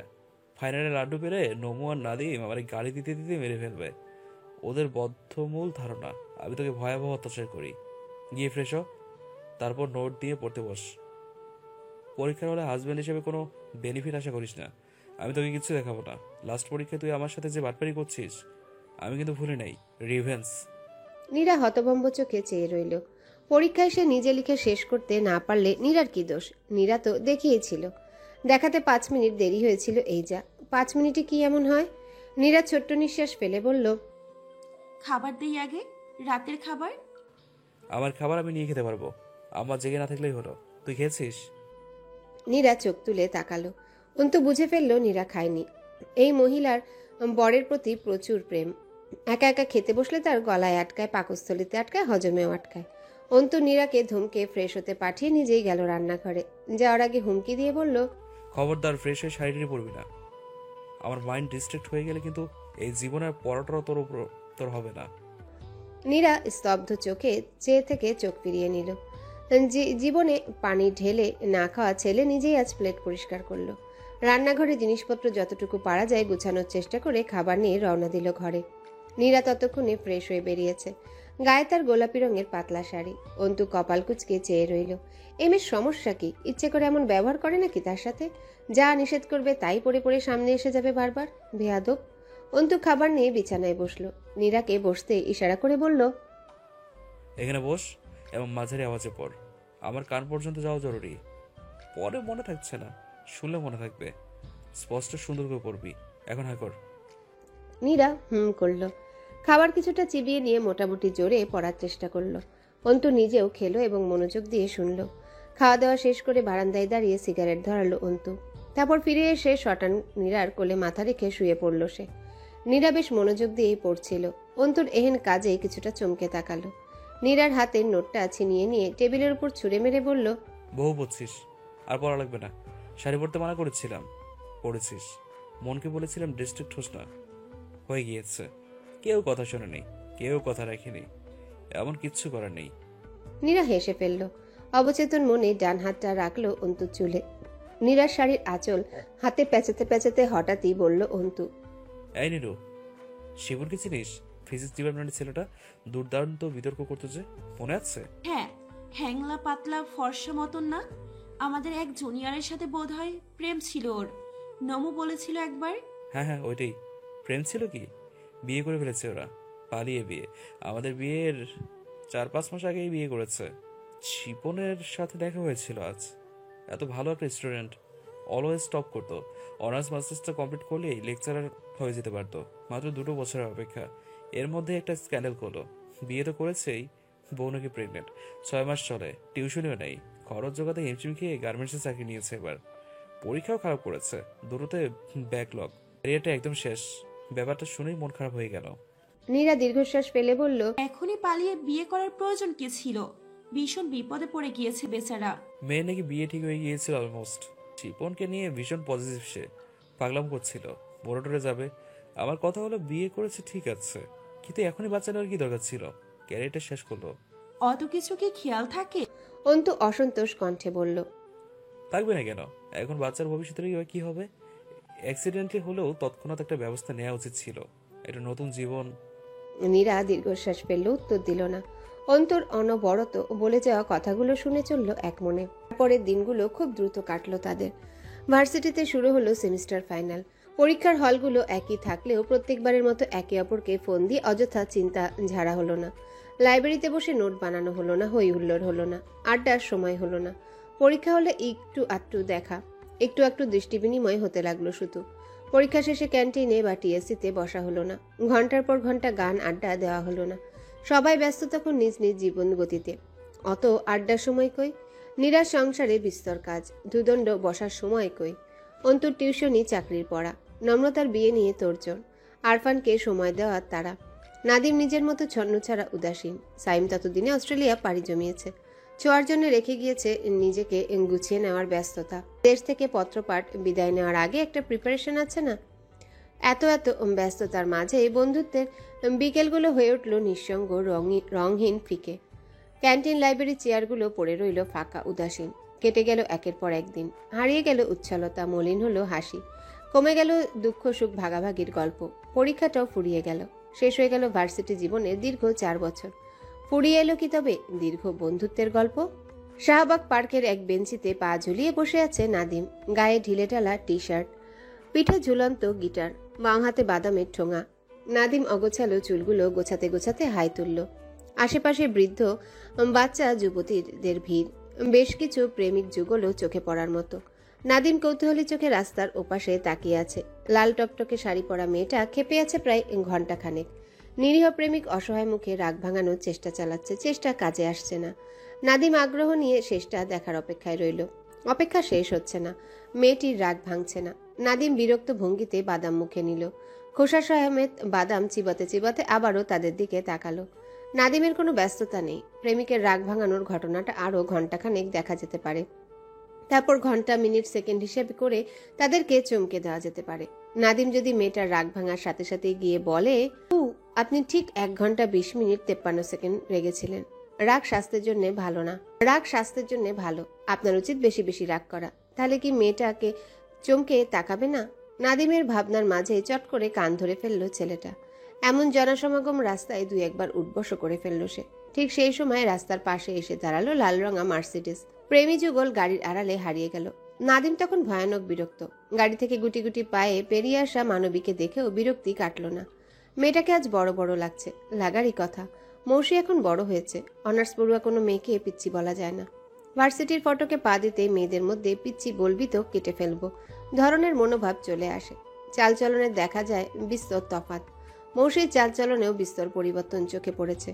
মেয়েটি আজ শাড়ি পরেছে, গোলাপি আর সাদার মিশেলে শাড়িতে মৌসিকে ভয়াবহ সুন্দর লাগছে। সারা গা জুড়ে নারীত্বের সাথে সাথে ফুটে উঠেছে তীব্র সপ্রতিভ ভাব, দৃষ্টিতে তীক্ষ্ণ আত্মবিশ্বাস। মৌসি গুটি গুটি পায়ে নাদিমের পাশে এসে দাঁড়ালো। নাদিম সুন্দর করে হাসলো, পাশের জায়গাটুকু দেখিয়ে বলল, এখানে বসতে সমস্যা? মৌসি জবাব না দিয়ে চুপচাপ বসে পড়ল। নাদিম হেসে বলল, কেমন আছো মৌসি? মৌসি জবাব দিল না। নাদিম অবাক হয়ে খেয়াল করলো তীক্ষ্ণ আত্মবিশ্বাসী মেয়েটার চোখ জলে টলটল করছে। মৌসি কান্না আটকানোর চেষ্টা করছে, চেষ্টা সফল হচ্ছে না। নাদিম চোখ ফিরিয়ে অন্যদিকে তাকালো। মৌসিকে সামলে নেওয়ার সুযোগ দিয়ে বলল, শুনলাম জাহাঙ্গীরনগরে ভর্তি হয়েছো। জিওলজি ভালো সাবজেক্ট, অল দ্য বেস্ট। মৌসি তাচ্ছিল্য নিয়ে বলল, বাহ, আমার খবরও রাখেন নাকি আজকাল? বাদাম খাবে? মৌসি নিষ্পলক চেয়ে রইল। হ্যাঁ না কিছু বলল না। নাদিম ছোট্ট নিঃশ্বাস ফেলে বলল, আমার সম্পর্কে তোমার ধারণা কি মৌসি? কতটুকু জানো আমায়? এই প্রশ্ন করতে রেখেছেন? গল্প করতে রেখেছি, দীর্ঘ গল্প। সেই গল্পের সূচনা এই প্রশ্ন দিয়ে। আপাতত প্রশ্নের উত্তরটা দাও। মৌসি কয়েক সেকেন্ড চুপ করে রইল। নাদিমের দিকে চেয়ে নির্দ্বিধায় বলল, আপনার জানার পরিধি খুব সীমিত। সেই সীমিত জানার মাঝে দুটো বাক্যের একছত্র আধিপত্য। 1, আমার আপনাকে ভীষণ দরকার। 2, আপনাকে আমার চাই চাই। মৌসির উত্তরে হেসে ফেলল নাদিম। আকাশের দিকে চেয়ে ভীষণ মজার গল্প বলছে এমন ভাব নিয়ে কথা বলা শুরু করলো। সাইকোলজির দিক থেকে চিন্তা করলে আমার বাবা আদিব হোসেন ছিলেন একজন মানসিক রোগী, কিন্তু আমার দৃষ্টিতে তিনি চমৎকার একজন মানুষ। তার কাছে জীবনের সংজ্ঞাটাই ছিল ভিন্ন রকম। অক্সফোর্ডের মতো বিশ্ববিদ্যালয় থেকে তিনি পিএইচডি ডিগ্রি অর্জন করেছিলেন। নামের পাশে ডক্টর শব্দটা জলজল করলেও তার সম্মানীয় কোনো জীবিকা ছিল না। তার একমাত্র কাজ ছিল যাযাবরের মতো ঘোরাঘুরি করা, এই রহস্যময় পৃথিবী যতটা পারা যায় দেখে নেয়া, এই পৃথিবীর মানুষগুলোকে খুঁটিয়ে খুঁটিয়ে পড়া, তাদের ভেতরকার রহস্যগুলো যতটা পারা যায় জেনে ফেলা। বাবা প্রচন্ড উদাসীন ছিলেন, সেই সাথে প্রচন্ড বুদ্ধিমানও। তার উদ্ভট কর্মকাণ্ডের অধিকাংশেরই স্পষ্ট ব্যাখ্যা আমার কাছে নেই। অনেক ভেবেও ব্যাখ্যা দাঁড় করাতে পারেনি। বাবা সম্ভ্রান্ত পরিবারের সন্তান ছিলেন, কিন্তু তার পরিবারটা কোথায়, তাদের পরিচয় বা কি ছিল, তার কোনো হদিস পাইনি আমি। বাবা নিজের সম্পর্কে বলতে পছন্দ করতেন না। তিনি এমন ধরনের মানুষ ছিলেন যে কিনা নিজের ইচ্ছের বাইরে একটা আঙ্গুলও নড়াতেন না। কথা বলতেন কম, চাহনি ছিল আকর্ষণীয়। আমার মা হঠাৎ এই অদ্ভুত উদাসীন মানুষটাকে ভালোবেসে ফেলেন। শুধু ভালোবেসেই থামলেন না, রীতিমতো পাগলামো শুরু করলেন। এক অপরিচিত যুবকের প্রতি মায়ের এমন পাগলামোতে বিপাকে পড়ে গেলেন নানাজান। আদরের কন্যাকে শান্ত করতে গ্রামেতে বেড়াতে আসা সেই অপরিচিত যুবককে ধরে আনলেন বিয়ে পড়াবেন বলে। সবচেয়ে অদ্ভুত বিষয় হলো বাবা রাজি হয়ে গেলেন। যে মানুষটিকে পরিবার, বাবা মা, অর্থ সম্পদ কোনো কিছুই বেঁধে রাখতে পারেননি, সেই মানুষটিকে ভালোবাসার পাগলার মধ্যে বেঁধে ফেললেন মা। আর বাবাও স্বইচ্ছায় বাধা বলেন। ব্যাপারটা অদ্ভুত, তাই না? মৌসি মনোযোগ দিয়ে শুনছিল। নাদিমের প্রশ্নে খানিক থমকালো, ভ্রু কুঁচকে বলল, অদ্ভুত কেন হবে? ভালোবাসা দিয়ে বেঁধে ফেলা অসম্ভব কিছুই নয়। আপনার বাবা নিশ্চয়ই ভালোবেসে ফেলেছিলেন, তাই? নাদিম হাসলো, ছোট্ট নিঃশ্বাস ফেলে বলল, হ্যাঁ, আমিও এক সময় এমনই ভাবতাম মৌসি। বয়স হলে বুঝতে পারলাম আমার ভাবনাটা ঠিক হচ্ছে না। মা বাবাকে বেঁধে ফেলেছিল, এই ভাবনাটা সঠিক নয়। বাবার মতো বুদ্ধিমান ব্যক্তিকে বেঁধে ফেলা যায় না। মাকে বিয়ে করার পেছনেও প্রচন্ড কোনো উদ্দেশ্য তার নিশ্চয়ই ছিল। বাবা তার জীবনটাকে একটা এক্সপেরিমেন্টের মতো দেখতেন, মা ছিলেন তারই একটা গিনিপিগ মাত্র। আমার ধারণা তিনি মানুষের মস্তিষ্ক নিয়ে খেলতে পছন্দ করতেন। বাবা মার সংসার জীবন ছিল দীর্ঘ 14 বছর। এই 14 বছর বাবাকে কখনো উঁচু গলায় কথা বলতে দেখা যায়নি। তার আচার আচরণ বলতো মাকে ভালোবাসেন, কিন্তু বয়স হয়েও বুঝতে পারলাম বাবা মাকে ভালোবেসেও ভালোবেসেনি। মাকে নিজের প্রতি আকৃষ্ট করেছিলেন, প্রচন্ড ভালোবাসতে বাধ্য করেছিলেন, কিন্তু নিজে বাসেননি। তার কারণ হয়তো তিনি নারী ভালোবাসার শেষ পর্যায়ে দেখতে যাচ্ছিলেন। মৌসি অবাক চোখে চেয়ে রইল, হতভম্ব কণ্ঠে বলল, আপনি কি বলছেন আমি বুঝতে পারছি না। কোনো মানুষ এই ছোট্ট একটা বিষয় নিয়ে এতগুলো বছর নষ্ট করবে না। কোনো মানুষ আর আমার বাবা এক নয় মৌসি। উনি ছিলেন ভিন্ন রকম, একদম আলাদা। বাবা বিস্তৃত ভালোবাসায় বিশ্বাসী ছিলেন। নিজের ভালোবাসা পৃথিবীর প্রত্যেকটা মানুষের মাঝে সমানভাবে ছড়িয়ে দেওয়াই ছিল তার ভাবনা, কারো প্রতি কম বা বেশি নয়। আমি আর মিষ্টি বাবার সন্তান হওয়া সত্ত্বেও আমাদের প্রতি বিশেষ টান ছিল না। তবুও আমাদের দুজনেরই প্রিয় ছিলেন বাবা। তার কারণ তার আকর্ষণ শক্তি। মৌসি অসহায় চোখে চেয়ে রইল। নাদিম মুখ ফুলিয়ে শ্বাস নিয়ে বলল, আমি বোধহয় ব্যাপারটাকে কমপ্লিকেট করে ফেলছি। ঘটনা বর্ণনার ক্ষেত্রে উল্টোপাল্টা সমীকরণ টানছি। আচ্ছা, যেখানে ছিলাম, বাবা মার বিয়েটা একরকম অদ্ভুতভাবেই হলো। নানা যান নিজের সম্পত্তির 2/3 মায়ের নামে লিখে দিয়ে সেই গ্রামেই তাদের থাকার জায়গা করে দিলেন। বাবা কোনো প্রতিবাদ করলেন না। বিয়ের 1 বছরের মাথায় আমি হলাম। দীর্ঘদিন বাবার প্রতি মায়ের ভালোবাসা বাড়তে লাগলো। সেই ভালোবাসা যখন শেষ পর্যায়ে গিয়ে পৌঁছালো, তখন হঠাৎ একদিন 1 মাসের বাচ্চা কোলে বাড়ি ফিরলেন বাবা। আমার বয়স তখন 6 কি 7 বছর। বাবা বাচ্চাটাকে মায়ের কোলে তুলে দিয়ে বললেন, শি ইজ মাই ডটার। এর বাইরে আর একটি কথাও বললেন না। মায়ের ভালোবাসা বিশ্বাস প্রচন্ড এক ধাক্কা খেল। প্রথম কিছুদিন চিল্লাপাল্লা করে বাবার কোনোরূপ প্রতিক্রিয়া না পেয়ে শান্ত হয়ে গেলেন তিনি। মিষ্টি অর্থাৎ বাবার মেয়ে ঠিকঠাক দেখাশোনা করতে লাগলেন। তার ঠিক 6-7 বছর পর কোনো এক দুপুরবেলায় গায়ে কেরোসিন ঢেলে আত্মহত্যা করলেন মা। ফর্সা মা চোখের পলকে পুড়ে যাওয়া রক্তাক্ত লাশে পরিণত হলো। আমি আর বাবা তার চেয়ে চেয়ে দেখতে লাগলাম। তার ঠিক 1 সপ্তাহ পর আমাকে আর মিষ্টিকে ফেলে হঠাৎ নিরুদ্দেশ হয়ে গেলেন বাবা। তাকে কাছে পেলে চোখের দিকে তাকে জিজ্ঞেস করতাম সত্যি কি ভালোবেসেছিল মাকে, কিন্তু সেই সুযোগটি নেই। বাবা কোথায় আছেন জানা নেই, বেঁচে আছেন কিনা তাও বলা যাচ্ছে না। মৌসি কোনো কথা খুঁজে পেল না। নাদিমের কোনো কথারই মর্মার্থ করতে পারা যাচ্ছে না। মাথার ভেতর এলোমেলো হয়ে প্যাচ লেগে যাচ্ছে সব। মৌসির ঘোলাটে দৃষ্টি দেখে ব্যাপারটা আজ করতে পারল নাদিম। ফুস করে নিঃশ্বাস ছেড়ে বলল, তোমার মনে অনেকগুলো প্রশ্ন যাচ্ছে নিশ্চয়ই। এই প্রশ্নগুলো আমার মনেও জেগেছিল খুব। বড় হওয়ার সাথে সাথেই সেই প্রশ্নগুলোকে জিয়ে রেখেছিলাম আমি। তার মাঝে কিছু উত্তর খুঁজে পেয়েছি, কিছু এখনো অস্পষ্ট ঘোলাটে। বাবা মিষ্টিকে আনার 1 সপ্তাহ পরে মায়ের অভিযোগ কমে এসেছিল। সংসারে ঝামেলা তেমন হতো না। তবুও মা আত্মহত্যা করলো কেন? মিষ্টিকে বাড়ি আনার উদ্দেশ্য বা কি ছিল? মিষ্টি কি সত্যিই বাবার মেয়ে ছিল, আমার বোন ছিল? এমন অনেক প্রশ্ন মাথায় ঘুরে বেড়াতো আমার। তার কিছু উত্তর এখন আমার জানা। অনেকে বলে মা মানসিকভাবে স্টেবল ছিলেন না, মানসিক সমস্যার কারণেই গায়ে আগুন দিয়ে আত্মহত্যা করেছেন। আমার ধারণার ব্যাপারটা সঠিক নয়। বাবা ধীরে ধীরে মাকে মৃত্যুর দিকে ধাবিত করেছেন, মাকে আত্মহত্যা করতে বাধ্য করেছেন। Sharp murder. মৌসি চমকে উঠল। নাদিম বলল, বিয়ের পর মাকে ভালোবাসা শেষ পর্যায়ে নিয়ে গিয়ে মিষ্টির মাধ্যমে এই ধাক্কাটা দেয়া ছিল বাবার ইচ্ছেকৃত, শুধুমাত্র মায়ের প্রতিক্রিয়া দেখার জন্যই। কোনো এক মহিলার সাথে সম্পর্কে জড়িয়েছিলেন তিনি। সেই মহিলার মাধ্যমে মিষ্টিকে জন্ম দেওয়া ছিল বাবার উদ্দেশ্য, এছাড়া কিছুই না। তিনি অবৈধ সম্পর্ক বজায় রাখতে চাইলে মিষ্টিকে বাড়ি আনার প্রয়োজন ছিল না। মিষ্টির প্রতি দায়িত্ববোধ বা ভালোবাসা থেকে বাড়ি আনা হয়েছিল এমনটাও নয়। মিষ্টির প্রতি বাবার বিশেষ কোনো টান ছিল না। বাবার একমাত্র উদ্দেশ্য ছিল মাকে প্রচন্ড ধাক্কা দেয়া এবং তার প্রতিক্রিয়া দেখা।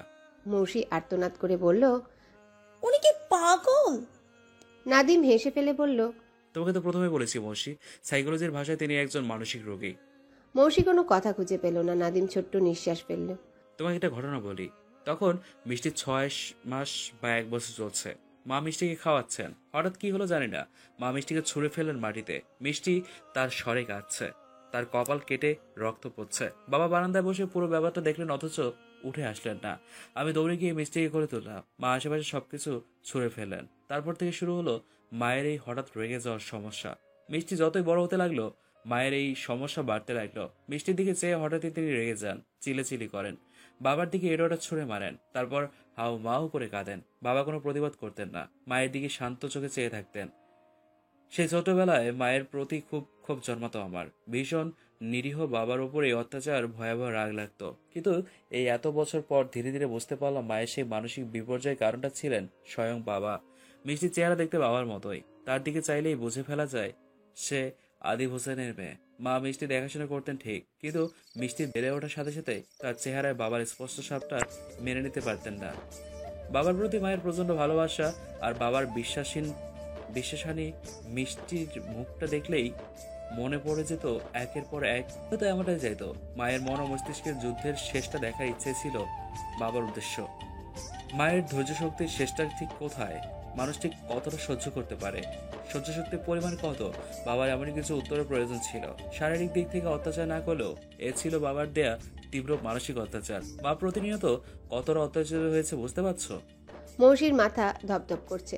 সে এক হাতে কপাল চেপে ধরে বলল, আপনার মা ওনাকে ছেড়ে দেননি কেন? ওনার তো বাবার সাপোর্ট ছিল, তিনি চাইলেই তাকে ছাড়তে পারতেন। তুমি হয়তো মায়ের ভালোবাসার তীব্রতাটা বুঝতে পারোনি মৌসি। আমি তোমাকে বলেছি মা বাবাকে প্রচন্ড ভালোবাসতো, এটাই বাবার এক্সপেরিমেন্টের কেন্দ্রবিন্দু ছিল। মা এমন একটা পরিস্থিতি ছিলেন যেখানে বাবাকে ছেড়ে দেয়া বা আঁকড়ে ধরা কোনোটাই তার পক্ষে সম্ভব হয়ে উঠছিল না। মস্তিষ্ক ও মনের ভয়াবহ যুদ্ধ নিয়ে কেটেছে তার এই 7টা বছর। মৌসি দুই হাতে মুখ ঢেকে চুপচাপ বসে রইল। নাদিমের বলা কথাগুলো তার মস্তিষ্কে এলোমেলোভাবে প্যাচ লেগে গিয়েছে। মস্তিষ্ক ফাঁকা ফাঁকা লাগছে।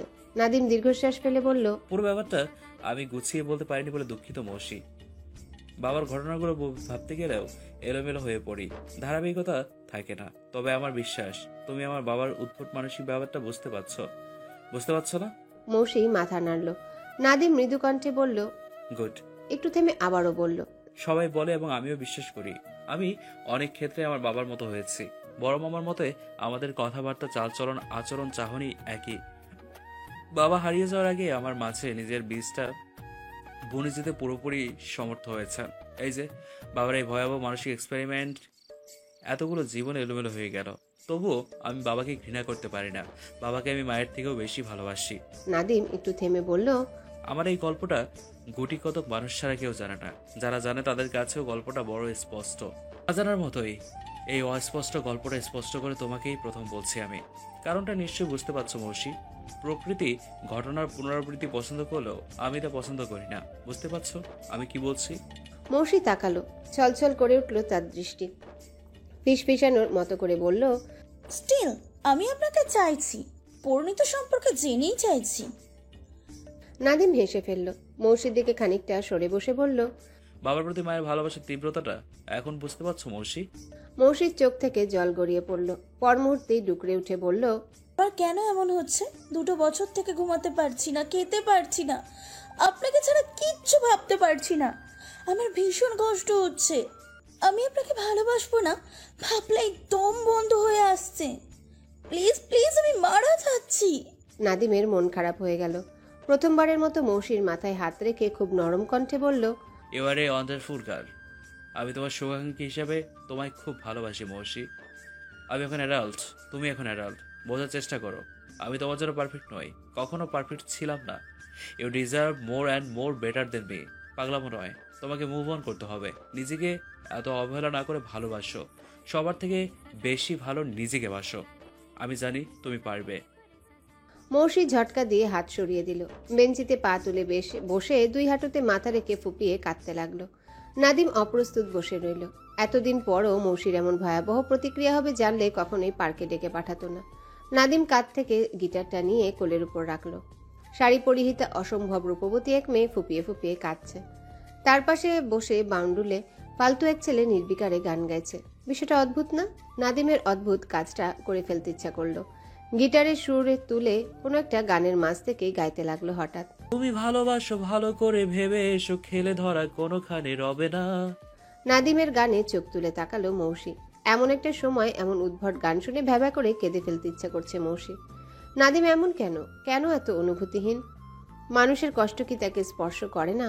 মৌসির ঠোঁট ভেঙে কান্না আসছে। এই মানুষটিকে ভালোবাসার অপরাধে নিজেকে ভয়াবহ কিছু শাস্তি দিতে মন চাইছে। পর মুহূর্তেই মানুষটিকে ভালোবেসে মরে যেতে ইচ্ছা করছে। আহ, জীবনে এত কষ্ট কেন? ভালোবেসেও না পাওয়ার কষ্ট এত জ্বালায় কেন? মৌসির বুক বেয়ে উতলে উঠল এক আকাশ কান্না। চোখ দুটো ভারী হয়ে এলো। এই আচ্ছন্ন কান্নার কারণ মৌসি জানে না, শুধু জানে এই কান্না তাকে কাঁদতে হবে, নয়তো বেঁচে থাকা যাবে না, মরে যাবে, একদম নিঃশেষ হয়ে যাবে। মৌসি কাঁদতে কাঁদতেই নাদিমের গান শুনল। আমার এই বাজে স্বভাব কোনোদিন যাবে না। রোজ বিকেলে পাশের বাড়ির ভাবি চাচিদের হামলাটা ভীষণ বিশ্রী লাগে নীরার।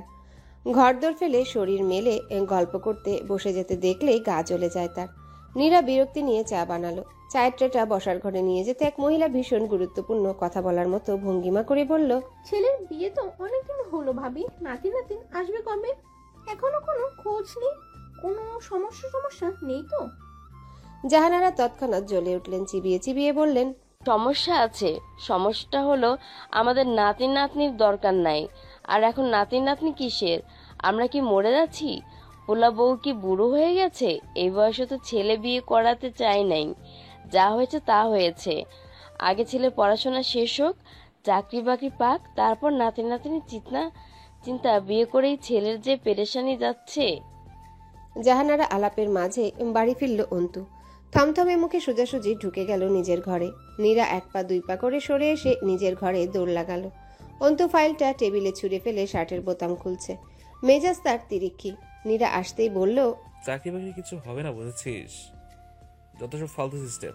শুধু শুধু তো মানুষ দেশ ছাড়ে না, জ্বালায় পড়ে ছাড়ে। আছে নাকি এই দেশে? হ্যাঁ, দুর্নীতি আর ক্ষমতার দাপট ছাড়া কিছুই নেই। নীরা উত্তর দিল না। বুঝতে পারল অন্তুর ইন্টারভিউ সন্তোষজনক হয়নি। অন্তু দুই হাতে মুখ ঢেকে নীরবে বসে রইল। নীরা ধীর পায়ে এগিয়ে গিয়ে হাত রাখলো অন্তুর চুলে। অন্তু মুখ থেকে হাত সরিয়ে চোখ তুলে তাকালো। দুই হাতে নীরার কোমর জড়িয়ে ধরে ক্লান্ত মাথা এলিয়ে দিল বুকে। দীর্ঘশ্বাস ফেলে বলল, যেদিনে টিউশনি ছিল সব কটা স্টুডেন্টই এবার ভার্সিটিতে পা রাখলো। নতুন কোনো টিউশনি পাওয়া যাচ্ছে না। এদিকে চাকরির ব্যাপারগুলো এগোচ্ছে না। মাস্টার্সেও ভর্তি হতে হবে। অনেকগুলো জবের শর্তই থাকে মাস্টার্স অ্যান্ড এক্সপেরিয়েন্সড। অন্তু মাথা তুলে তাকালো, চিন্তিত কণ্ঠে বলল, দুজনে মাস্টার্স ভর্তি হতে প্রায় 13-14 হাজার টাকা লেগে যাবে, তাই না? নীরা মাথা নেড়ে সম্মতি জানালো। ভীষণ মন খারাপ লাগছে তার। সামনের দিনগুলো যে ভয়াবহ ধাক্কা নিয়ে আসছে তা বুঝতে বাকি রইল না তার। নম্রতার বিয়ের সপ্তাহখানেক আগে মারাত্মক এক দুর্ঘটনা ঘটে গেল। হঠাৎ করেই উধাও হয়ে গেল নাদিম। ফোন বন্ধ, সোশ্যাল মিডিয়াতে নেই। ভার্সিটির হলের নির্দিষ্ট ঘরটাও ফাঁকা। অগোছালো জামাকাপড় পরে আছে বিছানা জুড়ে। নম্রতা যেন অকুল পাথারে পড়ল। এই ব্যস্ত শহর থেকে হুট করে একটা জলজান্ত মানুষ উধাও। কারো চোখে পড়ল না, কেউ খবর রাখলো না। আশ্চর্য! এমন ভয়াবহ দুশ্চিন্তার মাঝেই ফোন করলো নীরা। তখন সকাল গড়িয়ে দুপুর নেমেছে। সারা শহরে তীব্র ঠান্ডার পর মিষ্টি রোদের ছোঁয়া। নম্রতা ফোন ধরতেই বলল, জলদি একটু মেডিকেল আসতে পারবি প্লিজ? নম্রতার সবে ঘুম ভেঙেছে। ঘুম ভেঙে এমন এক আবদারে ভরকে গেল সে। ঘুম ঘুম কণ্ঠে তৎক্ষণাৎ প্রশ্ন ছুড়ল, কেন মেডিকেলে কেন? কারো কিছু হয়েছে? Any bad news? নীরা ক্লান্ত কণ্ঠে বলল, তুই আয় বলছি, জলদি আয়, দেরি করিস না। নম্রতা ছিটকে উঠে বসল। হাজার ধরনের বাজে চিন্তা মাথায় নিয়ে ঘণ্টাখানেক মাথায় গিয়ে পৌঁছালো মেডিকেল। নীরা মেডিকেলের করিডোরে দাঁড়িয়ে আছে, চোখ মুখ শুকনো, দৃষ্টি অস্থির। নম্রতা এদিক ওদিক চেয়ে ব্যস্ত কণ্ঠে বলল, আর কাউকে দেখছি না যে? নাদিমের কোনো খোঁজ পেলি? হঠাৎ হসপিটালেই বা আসতে বললি কেন? নীরা তটস্থ চোখে চাইল। নম্রতা অবাক হয়ে খেয়াল করলো নীরা দরদর করে ঘামছে। এই শীতকালেও ঘামের নহর বেয়ে পড়ছে কপাল জোরে। নীরা ডান হাতের পিঠ দিয়ে মুখ আর গলার ঘাম মুছে ফ্যাসফ্যাসে কণ্ঠে বলল, আমি অ্যাবর্শন করাবো নমু। কিভাবে কি করব কিছু বুঝে উঠতে পারছি না, তুই একটু হেল্প করবি? নম্রতা প্রথম দফায় কথাটা ঠিক ধরতে পারল না। নীরার দিকে কয়েক সেকেন্ড চেয়ে থেকে বোকা বোকা কণ্ঠে বলল, অ্যাবর্শন? কিসের অ্যাবর্শন? আর কার কথা বলছিস? নীরা কপালের ঘাম মুছল। শুকিয়ে থাকা ঠোঁটটা জিহবা দিয়ে ভিজিয়ে নিয়ে বলল, আমি আমার কথা বলছি। নম্রতা ফ্যালফ্যাল করে চেয়ে রইল। পর মুহূর্তে উচ্ছ্বাস নিয়ে বলল, অ্যাবর্শন তার মানে বেবি? ও মাই গড, তুই প্রেগনেন্ট নীরু? আল্লাহ, আমার তো বিশ্বাসই হচ্ছে না আমাদের মধ্যে একটা পুচকু আসবে। ও গড, আমার তো পার্টি করতে মন চাইছে। পর মুহূর্তে উচ্ছ্বাসে ভাটা এলো নম্রতার। মাঝ পথে থেমে গেল তার কণ্ঠস্বর। চোখ ভরা বিস্ময় নিয়ে নীরার মুখের দিকে চেয়ে রইল। কণ্ঠে অবিশ্বাস নিয়ে বলল, এটা খুব প্রয়োজন নমু, খুব খুব খুব প্রয়োজন। তুই একটু হেল্প কর আমায়। আমার কাছে অত টাকা নেই, এই বিষয়ে কিছু জানিও না। আরফান ভাইকে বলে এতটুকু ম্যানেজ করে দে প্লিজ নমু। নীরা অসহায় চোখে তাকালো। নম্রতার হাতটা খপ করে ধরে ফেলে বলল। নম্রতা কি বলবে বুঝ পেল না। নীরার মতো বুঝদার একটা মেয়ে এমন ফালতু একটা সিদ্ধান্ত নেয় কি করে? নম্রতা রাগ নিয়ে বলল, পাগল তুই? নিজের বাচ্চাকে মেরে ফেলতে চাইছিস? আমি কাউকে অন্যায় হত্যার সাহায্য করতে পারি না নীরু, বোঝার চেষ্টা কর। ও তোর বাচ্চা, তোর নিজের বাচ্চা। এই মুহূর্তে বাসায় যাবি তুই। এসব কোন ধরনের পাগলামো বলতো? অন্ত জানে এসব? নীরা অসহায় কণ্ঠে বিড়বিড় করল। অন্ত বা ওর পরিবারের কেউই বাচ্চাটাকে চায় না নমু। ওর আশা ঠিক হবে না। এমন একটা পরিস্থিতিতে ওর আসা উচিত নয়। নম্রতা অবাক হয়ে বলল, অন্ত বাচ্চা চাইস না? ও এমনটা বলেছে তোকে? আমি জাস্ট বিশ্বাস করতে পারছি না। দাঁড়া, আমি ওই ফাজিলটার সাথে কথা বলছি। নম্রতাকে মাঝপথে থামিয়ে দিয়ে উদ্ভ্রান্তের মতো বলল নীরা। না, খবরদার অন্তুকে কিচ্ছু বলবি না। অন্তুকে কিছু বলার প্রয়োজন নেই। তুই আমায় হেল্প করবি কিনা বল। হেল্প না করলে সরাসরি বলে দে। এইসব নাটকের প্রয়োজন নেই, আমি নিজে নিজে ম্যানেজ করে নিব। নম্রতার মাথায় যেন আকাশ ভেঙে পড়ল। নীরার শুকনো মুখটির দিকে ফ্যালফ্যাল করে চেয়ে রইল। নীরার মুখের দিকে চেয়ে থাকতে থাকতেই বুঝতে পারল তার অস্থির লাগছে, মাথা ঝিমঝিম করছে, স্পষ্ট কিছু চিন্তা করা যাচ্ছে না। ঠিক সেই মুহূর্তে বন্ধুদের অভাববোধটা তীক্ষ্ণ ফলার মতো বুকে গিয়ে বিঁধল নম্রতার। আজ নাদিম রঞ্জন থাকলে এমন কোনো পরিস্থিতি তৈরি হতে পারত না। নাদিমের মাথায় নিশ্চয়ই কোনো সমাধান থাকতো, অথবা রঞ্জনের কথার ভাঁজে। নম্রতা হতাশ দীর্ঘশ্বাস ফেলল। দূর দূর ভেবেও কোনো সমাধান না পেয়ে দপ করে বসে পড়ল পাশের এক চেয়ারে। নম্রতার আকাশ পাতাল ভাবনার মাঝেই দৌড়ে গিয়ে বার দুয়েক বমি করল নীরা। দুইবার বমি করে ফ্যাকাশ হয়ে গেল মুখ, ঘেমে নিয়ে একাকার হয়ে গেল শরীর। দেয়ালে ঠেস দিয়ে বসে পড়ল ফ্লোরে, দুই হাতে মুখ ঢেকে ডুকরে কেঁদে উঠে বলল, প্লিজ নমু, একটু হেল্প কর প্লিজ। নম্রতার কান্না পেয়ে যাচ্ছে। সে দ্রুত ভাবার চেষ্টা করলো, না, কোনো সুন্দর সমাধান পাওয়া যাচ্ছে না। নম্রতা উঠে দাঁড়ালো, নীরাকে তুলে চেয়ারে বসে স্থির চেয়ে রইল নীরার মুখে। এত এত দুশ্চিন্তায় শরীরটা ঠান্ডা হয়ে আসছে তার। নম্রতা জোরে জোরে শ্বাস নিল, এদিক ওদিক পায়চারি করে নিজেকে শান্ত করার চেষ্টা করলো, সম্ভাব্য কোনো সমাধান ভাবার চেষ্টা করলো। এই মুহূর্তে নাদিম রঞ্জনের সাহায্য পাওয়া সম্ভব নয়। ছোয়া অস্ট্রেলিয়ায়, তার থেকেও কোনো সাহায্যের আশা করা যায় না। নীরা শ্বশুরবাড়িতে কি চলছে তাও নম্রতা জানে না। অন্তুর মনোভাবের ব্যাপারেও স্পষ্ট কোনো ধারণা নেই। সুতরাং হুট করে অন্তুকে ফোন করা যাবে না। কোনো অপশনই সচল না দেখে হতাশ নিঃশ্বাস ফেলল নম্রতা। হঠাৎই আরফানের কথা মনে পড়তে শেষ ভরসা হিসেবে আরফানকেই ফোন লাগালো সে। আরফান ফোন তুলতেই কিছুটা দূরে গিয়ে ফিসফিস করে বলল, আপনি কোথায়? কোথায় আবার? হসপিটালে আছি। নম্রতা অস্থির কণ্ঠে বলল, হসপিটাল? হ্যাঁ, আমিও হসপিটালে আছি। আরফান অবাক হয়ে বলল, ভোর রাতেই তো কথা হলো হসপিটালে আসবেন, বলেননি তো? তখন কি জানতাম যে এমন বিপদে পড়ব? বিপদ মানে? কি হয়েছে? ঠিক আছেন আপনি? কোথায় আছেন এখন? আমি আসছি।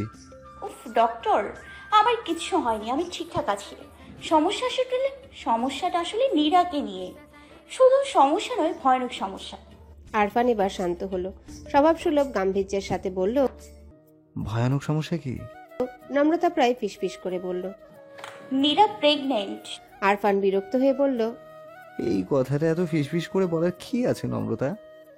নীরা বিবাহিত মেয়েরা অন্তঃসত্ত্বা হবে, এটাই স্বাভাবিক। এখানে ভয়ানক সমস্যা কিছু তো দেখছি না। আমার কথাটা ধৈর্য নিয়ে না শুনলে সমস্যাটা বুঝবেন কিভাবে? এত এত ভিজিট নিয়ে রোগী দেখেন, অথচ ধৈর্য বলতে কিছু নেই। এই জন্য আমাদের চিকিৎসার ব্যবস্থা এই অবস্থা। আপনি আবার আমার ডিজিট নিয়ে ফোন কাটছেন নম্রতা। নম্রতা কিছু বলতে গিয়েও থেমে গেল। অতিরিক্ত দুশ্চিন্তায় কথাবার্তা সব গুলিয়ে যাচ্ছে, মেন পয়েন্ট ঠিক রাখা যাচ্ছে না। নম্রতা সরাসরি প্রসঙ্গ টেনে বলল, অ্যাবর্শন করতে চাইছে। ওর শরীরের কন্ডিশনও খুব একটা ভালো লাগছে না। আমি কি করব কিছু বুঝতে পারছি না ডক্টর। আরফান অবাক হয়ে বলল, এটা না ওদের ফার্স্ট বেবি, ওদের তো খুশি হওয়া উচিত। তা না হয়ে অ্যাবর্শন করাবে কেন? ওর হাজবেন্ড মানে আপনার ফ্রেন্ড কোথায়? অন্ত যে কোথায় তা আমি নিজেও জানি না। সব গুলিয়ে যাচ্ছে, কি হচ্ছে কিছুই বুঝতে পারছি না। এত প্রশ্ন না করে দ্রুত একটা সমাধান দিন ডক্টর। আমার প্রচণ্ড টেনশন হচ্ছে, প্রেশার ফল করছে, জ্বর লাগছে। এই টেনশন বেশিক্ষণ চললে নির্ঘাত হার্ট ফেল করে ফেলবো ডক্টর। হার্ট ফেল করার প্রয়োজন নেই। নীরাকে নিয়ে আমার চেম্বারে আসুন, আমি দেখছি। অযথা টেনশন করে অসুস্থ হবেন তো খবর আছে। আরফানের চেম্বারে মুখোমুখি চেয়ারে বসে আছে নীরা, চোখ মুখ ফ্যাকাশে, দৃষ্টি অস্থির। আরফান পানির গ্লাসটা এগিয়ে দিয়ে নীরার মুখের দিকে চাইল। খুব সূক্ষ্ম চোখে খেয়াল করলো মেয়েটার শরীর কাঁপছে, ভীষণ ভয়ে হাঁসফাঁস করছে, দুশ্চিন্তা আর অনিশ্চয়তায় শুকিয়ে গেছে মুখ। আরফান হালকা কেশে বলল, পানি খাবে? নীরা আরফানের দিকে তাকালো, কাপা হাতে গ্লাসটা নিয়ে চুপ করে বসে রইল, চুমুক দিল না। কম্পনরত ঠোঁটজোড়া চেপে ধরে শূন্য দৃষ্টিতে চেয়ে রইল কোলের উপর রাখা নিস্তেজ হাতে। নম্রতা অধৈর্য চোখে একবার আরফান তো একবার নীরার দিকে তাকাচ্ছে। আরফান বেশ রয়ে শুয়ে প্রশ্ন করল, নম্রতা বলেছিল তুমি অ্যাবর্শন করাতে চাইছো, সত্যি চাইছো? নীরা চোখ তুলে তাকালো, পর মুহূর্তে চোখ নামিয়ে নিয়ে মৃদু মাথা নাড়ল। কিন্তু কেন চাইছো? নীরা উত্তর দিল না। আরফান ছোট্ট একটা নিঃশ্বাস ফেলে বলল, দেখো নীরা, তুমি যে কাজটা করতে চাইছো তা আইনগত অপরাধ। আমাদের দেশে বহু অপরাধ হচ্ছে। তুমি আরেকটি অপরাধ করলে দেশের উন্নতিতে আহামরি কোনো সমস্যা হবে না, যা সমস্যা হওয়ার তোমারই হবে। অনেক সময় দেখা যায় অ্যাবর্শনের পর অনেকেই মা হওয়ার ক্ষমতা হারিয়ে ফেলে। সেকেন্ড টাইম প্রেগনেন্সিতে কমপ্লিকেশন দেখা দেয়, অনেকে অতিরিক্ত রক্তক্ষরণের জন্য মারাও যায়। সবার ক্ষেত্রে এমন হয় তা নয়, কিন্তু ডাক্তার হিসেবে নিজের দিকটা ক্লিয়ার রাখাটা জরুরি। কাজটা যেহেতু অনৈতিক এবং ডাক্তারদেরও রিস্ক নিয়েই করতে হচ্ছে, সেহেতু টাকাও লাগবে প্রচুর, কমপক্ষে 4 থেকে 7,000 টাকা। ঘাবড়ে যেও না। এসব ছিল ডাক্তারি কথা। নীরা দ্বিধান্বিত চোখে চেয়ে রইল। আরফান একটু থেমে বলল, ডাক্তারি কথা পাশে রেখে শুভাকাঙ্ক্ষী বা বড় ভাইয়ের মতো কিছু কথা বলি নীরা। আমি জানি না তুমি কেন এমন সিদ্ধান্ত নিচ্ছ, কিন্তু এই সিদ্ধান্তের জন্য তোমাকে আফসোস করতে হতে পারে। এটা তোমার প্রথম প্রেগনেন্সি। মাতৃগর্ভে নিশ্চিত থাকা প্রাণীটির পৃথিবীতে আসার পূর্ণ অধিকার আছে। অনাগত সন্তানটাকে পৃথিবীতে আসার সুযোগ না দিয়ে বাড়ি ফিরে শাস্তি পাবে নীরা। আমি নিশ্চয়তা দিতে পারি, আজকে এই ঘটনাটা ঘটে গেলে জীবনের বাকি রাতগুলো তুমি ঘুমাতে পারবে না। আফসোস আর তীব্র অপরাধ বোধে জীবন কোনো পর্যায়েই শান্তি পাবে না। পার্সোনালি অ্যাবর্শন বিষয়টা আমার পছন্দ নয়, তবু আমি তোমাকে সাহায্য করব, কিন্তু তার আগে তোমায় ভাবতে বলবো। তুমি একটু সময় নিয়ে ভাবো নীরা, তোমার হাজবেন্ডের সাথে আলোচনা করো। তাছাড়া তোমার শরীরের কন্ডিশনও সন্তোষজনক মনে হচ্ছে না। এই অবস্থায় অ্যাবর্শন করা সম্ভব নয়। এটুকু বলেই থামলো আরফান। নম্রতাকে একবার দেখে নিয়ে খুব সাবধানে জিজ্ঞাসা করলো, এনিওয়ে, তোমার হাজবেন্ড কি পুরো ব্যাপারটা জানেন নীরা? তাকে বলেছো? নীরা অসহায় চোখে তাকালো। আরফান নরম কণ্ঠে বলল, তোমাকে দেখে মনে হচ্ছে তুমি ব্যাপারটা তাকে জানাওনি, কিন্তু জানানো উচিত ছিল। বাচ্চাটা তোমার একার নয়, বাচ্চার বিষয়ে সিদ্ধান্ত নেওয়ার অধিকারটা মা বাবা দুজনেরই সমান। তুমি কি কোনো সমস্যায় পড়েছো নীরা? সমস্যাটা খুলে বলো। আমাকে বলতে সমস্যা হলে অ্যাটলিস্ট নম্রতাকে বলো। নীরা ভয়ার্ত চোখে তাকালো। ক্ষণিকের মাঝে টলমল করে উঠল চোখ, পাতলা ঠোঁট দুটো ভেঙে এলো কান্নায়। হঠাৎই 2 হাতে মুখ ঢেকে ডুকরে কেঁদে উঠল, অস্পষ্ট কণ্ঠে আওড়াতে লাগলো, আমি আমার বাচ্চাটাকে মেরে ফেলতে চাই না ভাইয়া, চাই না। ও বেঁচে থাকুক, অনেক বছর বাঁচুক। নম্রতা উঠে গিয়ে 2 হাতে আগলে নিল তাকে, মাথায় হাত বুলাতে বুলাতে শান্ত করার চেষ্টা করলো।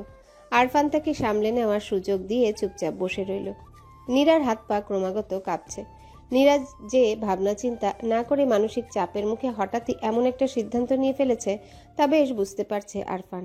নীরা কিছুটা শান্ত হতেই বলল, তাহলে অ্যাবর্শনের কথা ভাবছো কেন? নীরা উদ্ভ্রান্তের মতো চাইল, রুদ্ধ কণ্ঠে বলল, আমার সবকিছু এলোমেলো লাগছে ভাইয়া। রোজ রোজ অন্তর মুখে বাচ্চা নিয়ে অসন্তোষ, সাংসারিক টানাপোড়া, দুশ্চিন্তা, শাশুড়ি মায়ের বিতৃষ্ণা, এসব দেখে দেখে মনে হচ্ছিল অ্যাবর্শন ছাড়া উপায় নেই। আমার মাথা কাজ করছিল না, আমি স্পষ্ট কিছু ভাবতে পারছিলাম না। এমন একটা পরিস্থিতিতে কনসিভ করেছে শুনলে কেউই খুশি হবে না ভাইয়া। অন্তু হয়তো রাগারাগি করবে, বড় ধরনের ঝামেলা হবে। হঠাৎ মনে হলো বাচ্চাটাকে এই ঝামেলার মধ্যে সংসারে আনা উচিত হবে না। সবাই নিশ্চয়ই তার সাথে আনওয়ান্টেড বাচ্চার মতো ট্রিট করবে। বারবার মনে হচ্ছিল ওর ভবিষ্যৎ কি হবে, কিভাবে কি হবে, আমি কিছু বুঝতে পারছিলাম না। আরফান শান্ত চোখে চেয়ে রইল। নীরার এলোমেলো কথাগুলো খুব মনোযোগ দিয়ে শুনল, দীর্ঘশ্বাস ফেলে বলল, সবকিছু এত নেগেটিভ ভাবে কেন নিচ্ছ নীরা? এত প্রেশারই বা কেন নিচ্ছ? প্রেশার নেওয়ার জন্য অন্তু আছে, ট্রাস্ট মি। এই অসাধারণ খবরটা শুনলে বিন্দুমাত্র রাগ করবে না অন্তু। আমি নিজে একজন পুরুষ মানুষের দৃষ্টিকোণ থেকে বলছি, বাবা হওয়ার মতো আনন্দের খবর আর কিছুই হতে পারে না। অন্তুকে এত বড় সারপ্রাইজ থেকে বঞ্চিত করো না।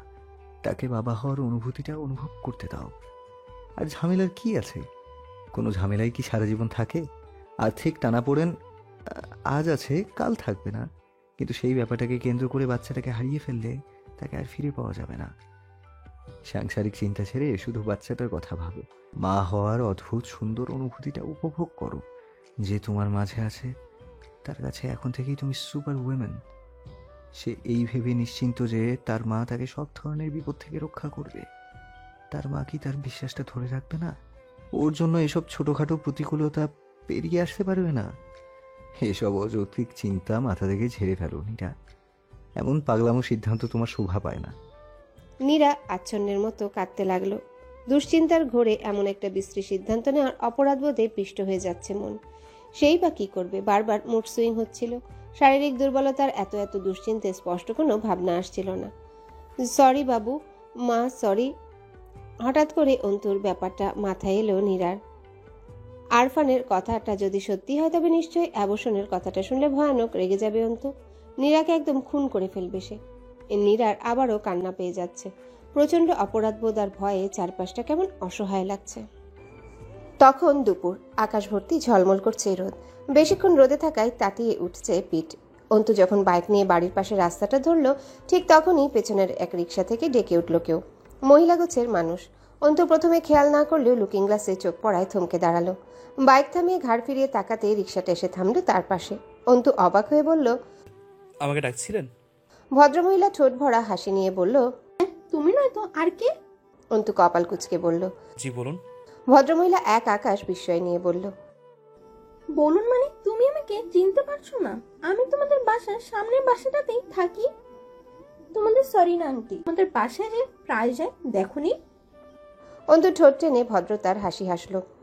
ভদ্রমহিলা রিক্সা থেকে মাথা বের করে প্রায় ফিসফিসিয়ে বললেন, তোমার বৌমা যে কনসেপ্ট করেছে আগে তো বলনি।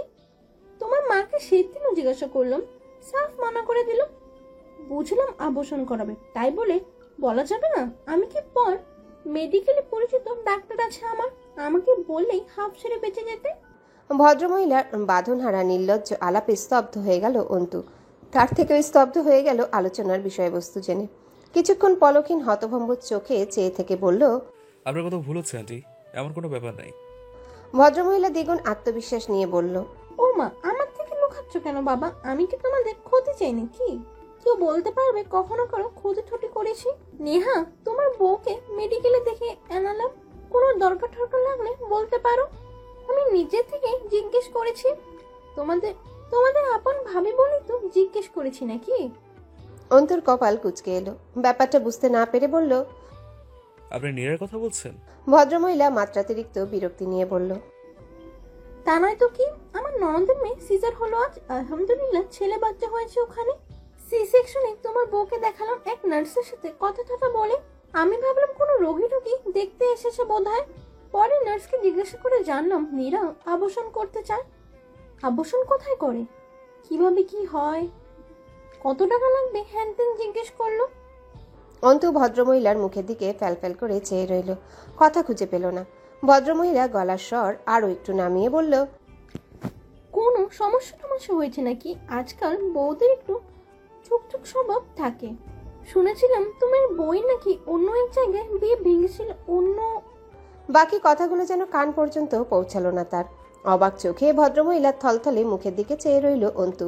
একটা মানুষ মুখের উপর এত নির্লজ্জ কথাবার্তা কিভাবে বলতে পারে তা যেন বুঝে আসলো না তার। প্রচণ্ড রাগে শরীরটা রিড়ি করে উঠল। ভদ্রমহিলা অন্তুর লাল চোখ আর থমথমে মুখ দেখে থেমে গেলেও অন্তুর রাগ কমল না। মাথাটা ধপধপ করতে লাগলো। মনে জাগতে লাগলো একটি প্রশ্ন, নীরা প্রেগনেন্ট? নীরা অ্যাবর্শন করাতে চায়?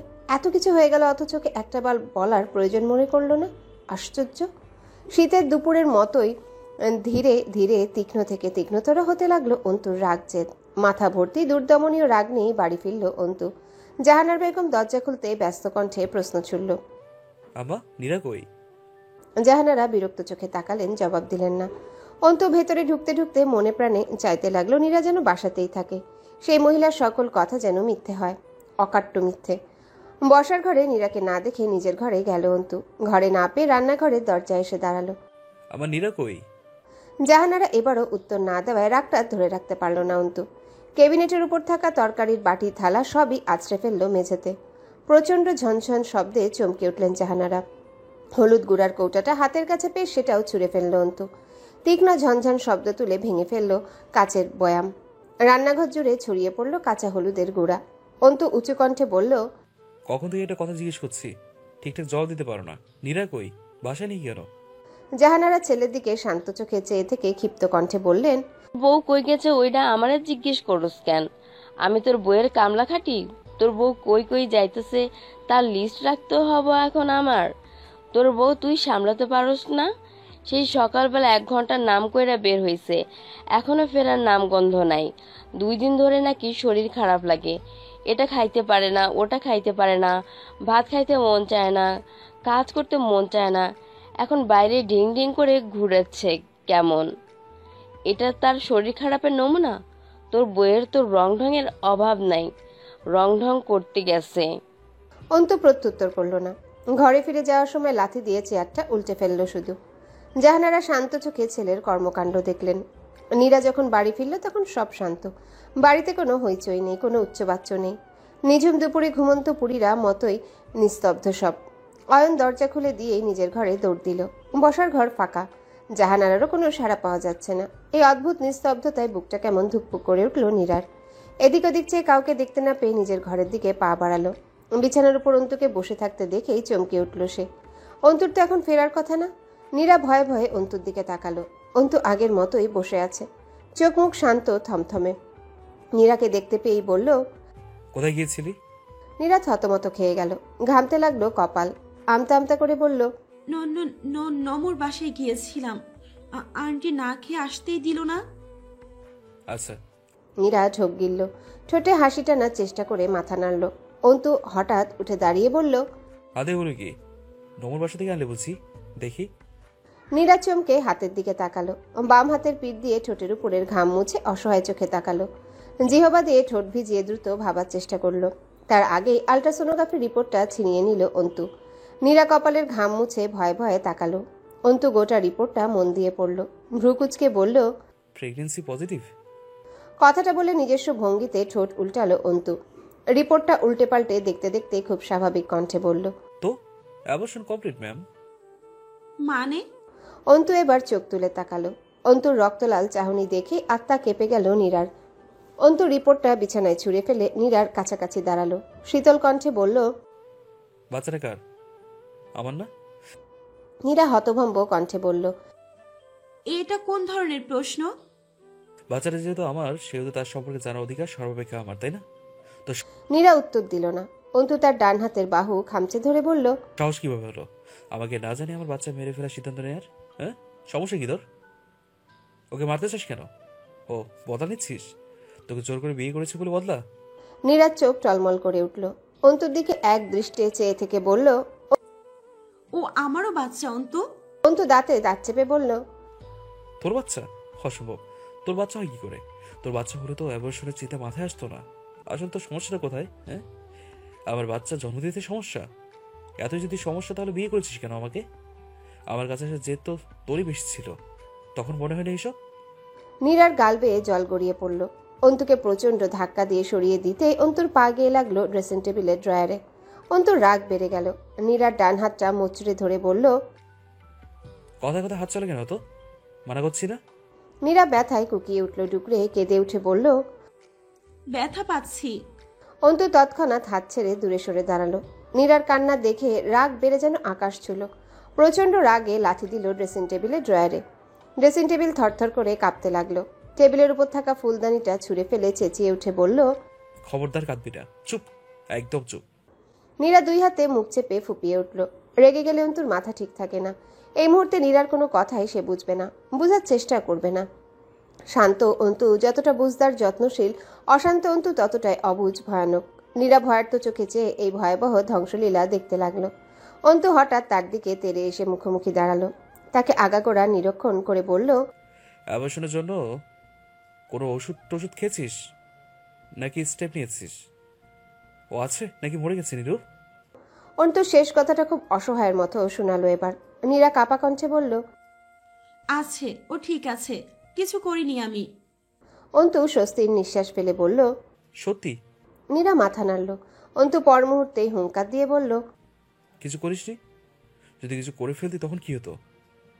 কথাটা বলেই খুব শক্ত করে বাহু চেপে ধরল অন্তু। নীরা অসহায় চোখে তাকাতেই গাল চেপে ধরে ভীষণ ক্রোধ নিয়ে বলল, আর যদি কোনো অঘটন ঘটে যেত আমি তোকে খুন করে ফেলতাম নিরু।